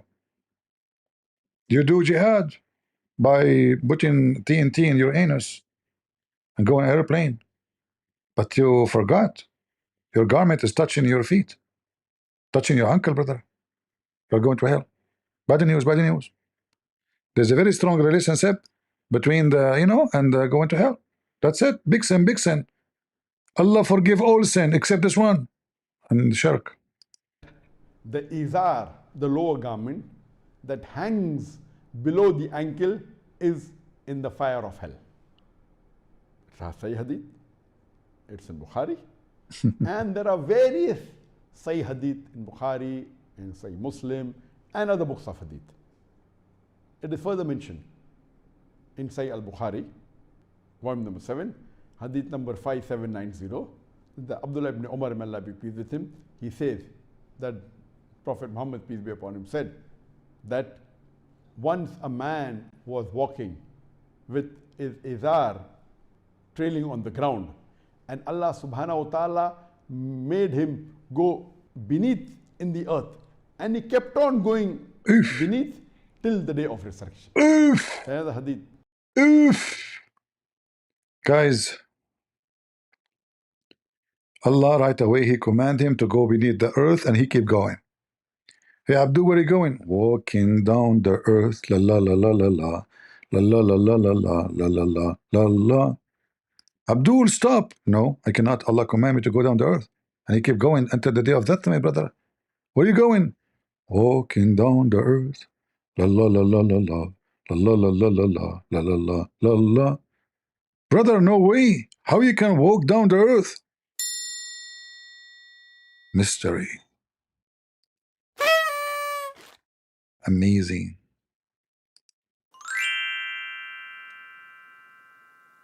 Beautiful. You Muslims are doomed. So the guy, because his dress touched the ground, Allah will force him, He forced him to walk down in the earth until the day of judgment. And I am making fun of Allah every day, and Allah did not do that to me. So touching your dress in the ground and you are a Muslim praying to Allah is way bigger than me spanking your Allah every day. But this is a true story. This will remind me of the story of the guy made fun of the miswak. So he put the miswak in his anus. Allah punish him, brother. Anyone knows what happened? Who knows what happened? When this guy made fun of the miswak, this Muslim guy, he made a big mistake. He inserted the miswak. The miswak is a piece of wood made of root. Usually, naturally, is very long and very flexible. The Muslim, they cut it pieces because now it became expensive. Every Muslim want to buy it to do what Muhammad supposedly done. So he inserted the miswak in his anus, and brother, oh brother, after 9 months, the guy became pregnant, and he delivered a baby, his butt like a rabbit, his head like a mice. By the way, it's a true story. This is a true story. I was there. I was there. I warn you, don't do that. Don't do that home. Don't put the miswak in your anus. You will get pregnant even if you're a man. And then you will deliver it. Well, from where, I have no idea. Don't ask me. The guy delivered the baby. It's a mice, a rabbit, creature, baby. Mean. And here you ask yourself, what kind of a Muslim is this guy who inserts something in his anus? I mean, you cannot insult the anus without anything else. You must.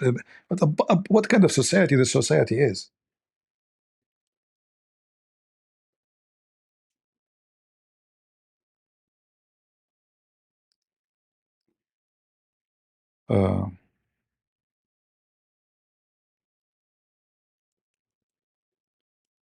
Let me see if I can find you the reference.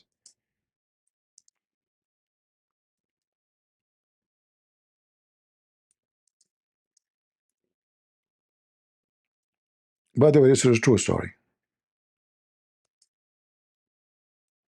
I know that's kuffar Christians, and they will make fun of it, but we can prove it to you easy.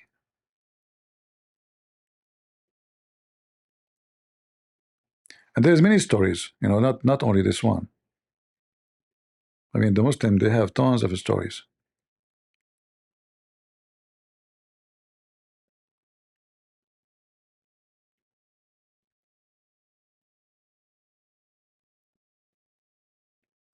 Actually, even Ibn Kathir, he mentioned this story. Let me see if I can find you the story.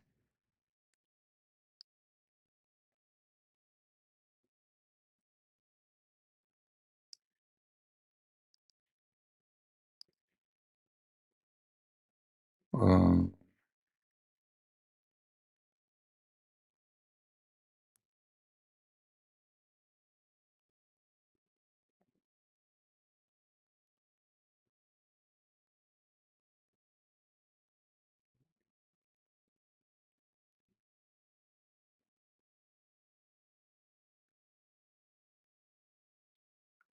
where we can find this a beautiful story.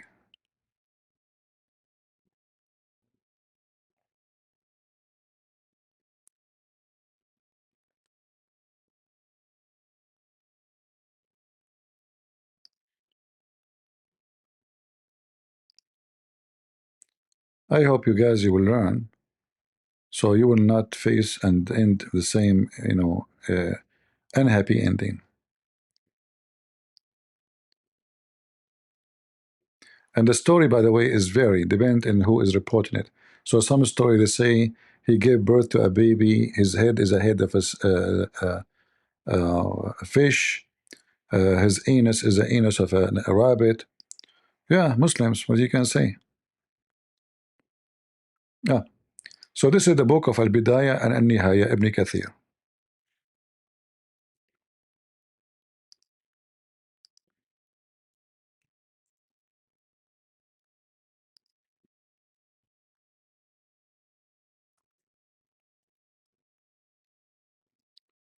Let me show you.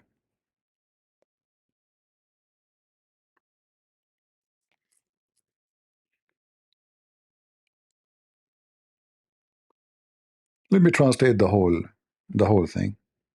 Again, this is Ibn Kathir. If you have the book of Ibn Kathir, Al-Bidayah and Al-Nihaya, Ibn Kathir, volume number 17, page number 469. All right? Volume 17, page 469. Al-Bidayah and Al-Nihaya, the beginning and the end, Ibn Kathir. Now we go down here. Read and love. The religion of Allah.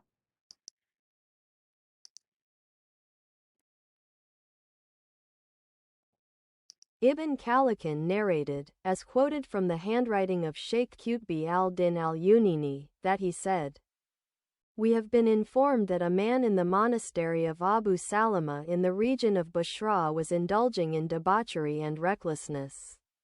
When the siwak and its virtue were mentioned to him, he said, 'By God, I will not use a siwak except in the anus,' meaning his anus. So he took a siwak and put it in his anus, then took it out. It stayed there for 9 months, and then gave birth to a child like a rat, with 4 legs, a head like a fish's head, and an anus like a rabbit's. Man. When he gave birth, the animal cried out 3 times. 3 times. The man's daughter got up and crushed its head, and it died. Man. The man lived after giving birth to it for 2 days, and died on the 3rd. Man. He used to say, 'This animal killed me and tore up my intestines.' A group of people from that region and preachers from that place witnessed that. Witness. And some of them saw the animal alive before it died. Brother, there's witness. Some of them saw it after its death. Brother, there is witnesses there. I swear by Allah, brother. And the guy, he kept the miswak inside his anus for 9 months. And now Allah transformed the miswak into a baby. And this baby, brothers and sisters, after he put it, and look, they put the name of Allah, and then they put the word anus.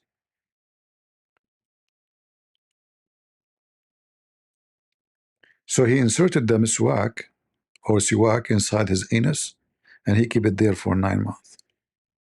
9 months it's inside his butt. He never get do shit. Like he put it there, then that's it. Do you Muslims even use your brain? 9 months the guy, he kept the piece of wood in his anus.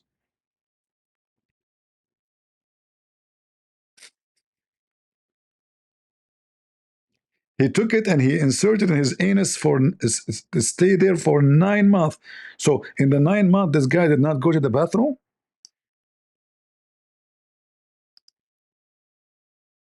Man, stuck, huh?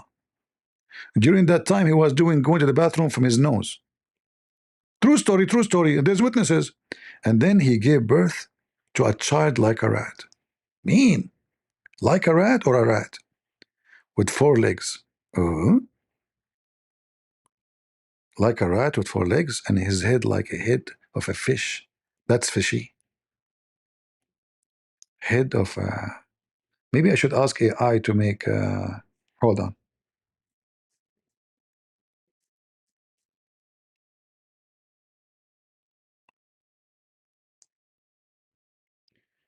Make an image of a creature look like a rat, have a head of a fish, and his butt like the butt of a rabbit.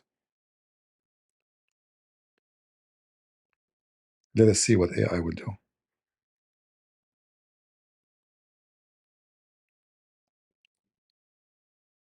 Here is the image you requested. Mean. Perfect. Guys, shall I share it with you? Unbelievable. Now we are able to see what happened exactly. Smash Allah. I will share the image with you. Give me a minute.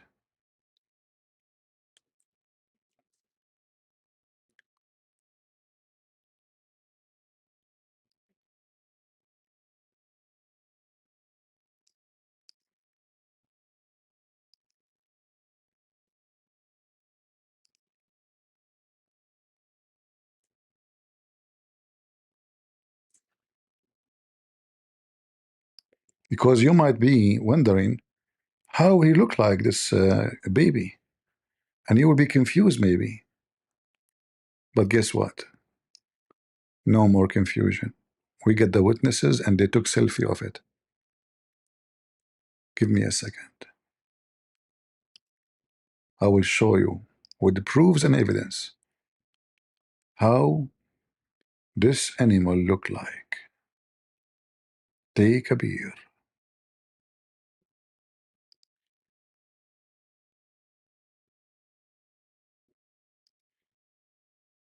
Are you ready to see it? Wow. Look how Allah punished this guy. He gave birth to a rat have 4 legs. His head is the head of a fish. His body is a body of a rat.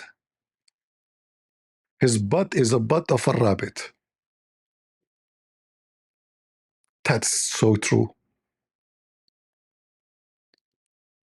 Are you going to repent, all of you? Do you want yourself to give birth for a rat? You little rat, you and you, all of you together? Aren't you going to repent now? Do you see what Allah can do to you? You make fun of Allah? And there was witnesses. Listen, listen, listen.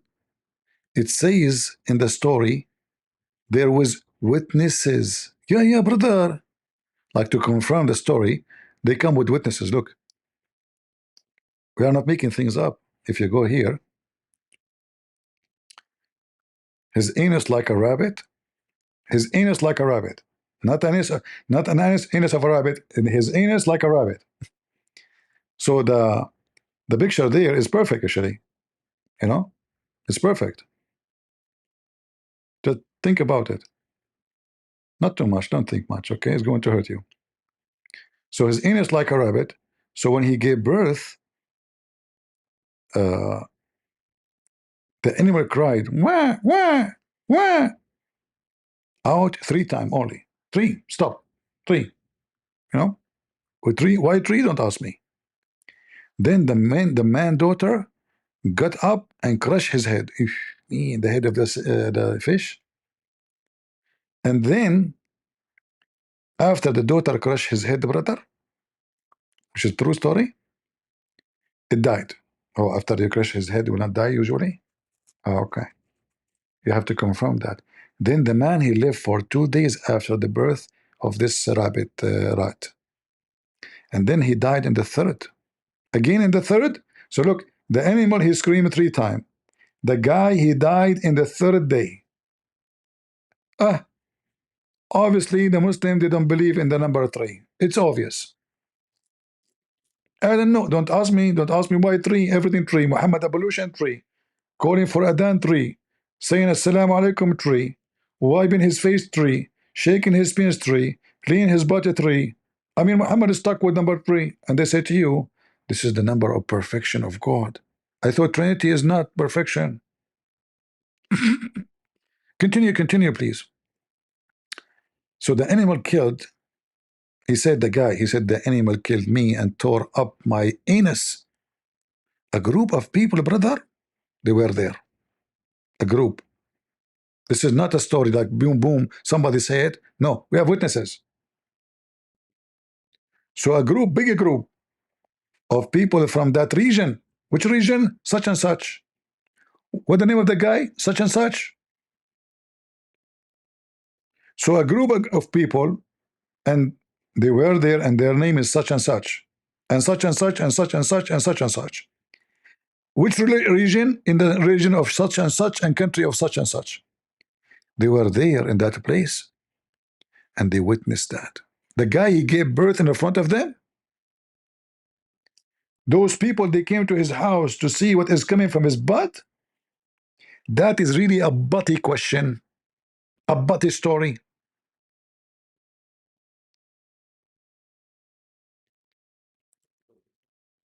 Hello? Brother, can you invite Muhammad Hijab and Lili Dawah? And yes, all the Dawah guys, because we have a Muslim, he made fun of the miswak, and now he is giving birth. Can you please come and witness? Sure. Can you bring your camera with you, brother? Have you ever heard of somebody, a man is delivering something from his butt, he invite the whole town to witness it? Are you sure? Brother, ask no questions. Chapter 5, verse 101. Now I know, some they will say to you, this guy is lying. The story does not say that, CP. The story does not say that, CP, and you are lying. And this is not Ibn Kathir saying that. It doesn't say that, CP. Hey, Abdul, it says that, look. Ibn Kathir. The beginning and the end. Ibn Kathir, Ismail ibn Umar ibn Kathir al-Qurashi al-Damashqi. Damashqi. You see it? And this is the page. And this is the volume. So listen carefully. Don't listen to Christian Brands. Christian Brands is not telling you the truth. This is not the book of Ibn Kathir, even if it says Ibn Kathir, even if it's their website, even if it gives you the page number, even if it gives you the value number. It doesn't say that, CP. It doesn't. The beginning and the end. Ibn Kathir, Ismail ibn Umar ibn Kathir al-Qurashi al-Damashqi. And this is my warning for you as the last thing to do today. You saw what happened to this infidel who made fun of the religion of Allah. By tomorrow, if you don't repent, all of you, there is something will come from your butt. Big and not beautiful. Fat and not skinny. Its head like a fish, but it's not a fish. Its butt like a rabbit, but it's not a rabbit. It is a rat. And Allah will punish you all. Who wanna bet that by tomorrow, all of you will give a birth to a creature like this, because all of you making fun of Allah? Just wait. And you know, speaking about just wait, this will remind me of the verse in the Quran. They ask Allah for a miracle. Allah said to them, wait, and I will wait with you. What the heck? They are asking you for a miracle. You said to them, wait, and I will wait with you? What the heck is that?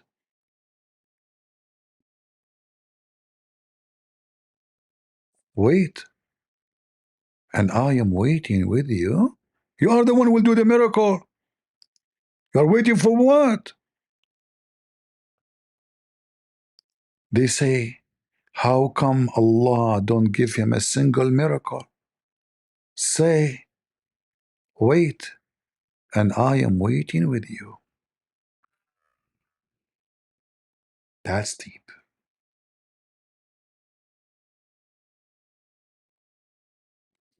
Let us wait. It's coming. It's coming. Allah took him 600 years to send Muhammad after Jesus. So, already we have 1400 years is gone, and still there's no miracle for Muhammad. Wait, wait, and I'm waiting with you. And this all over the Quran. Wait, Allah said, and I'm waiting with you. What the heck? I am too waiting with you? Seriously? Everybody in the bus station, including Allah. So they keep challenging him. He said to them, wait, and we are waiting with you. Wow. What a true God. Stay away from them and wait, and I'm waiting with you. Potato. Anyway, I better finish for now. Otherwise, that will continue for the coming 10th century, because the garbage of Muhammad, as usual, is endless. Like the penis he promised his followers. Endless penis. From endless fabricated stories. From an endless fictional God. From an endless pervert prophet. Leave your comment, share the video, download it, and invite the Muslim to debate me if they're there. Happy Sunday, and don't forget to go to church if you did not go yet. God is good, so is Jesus, and we are the crusade. See ya.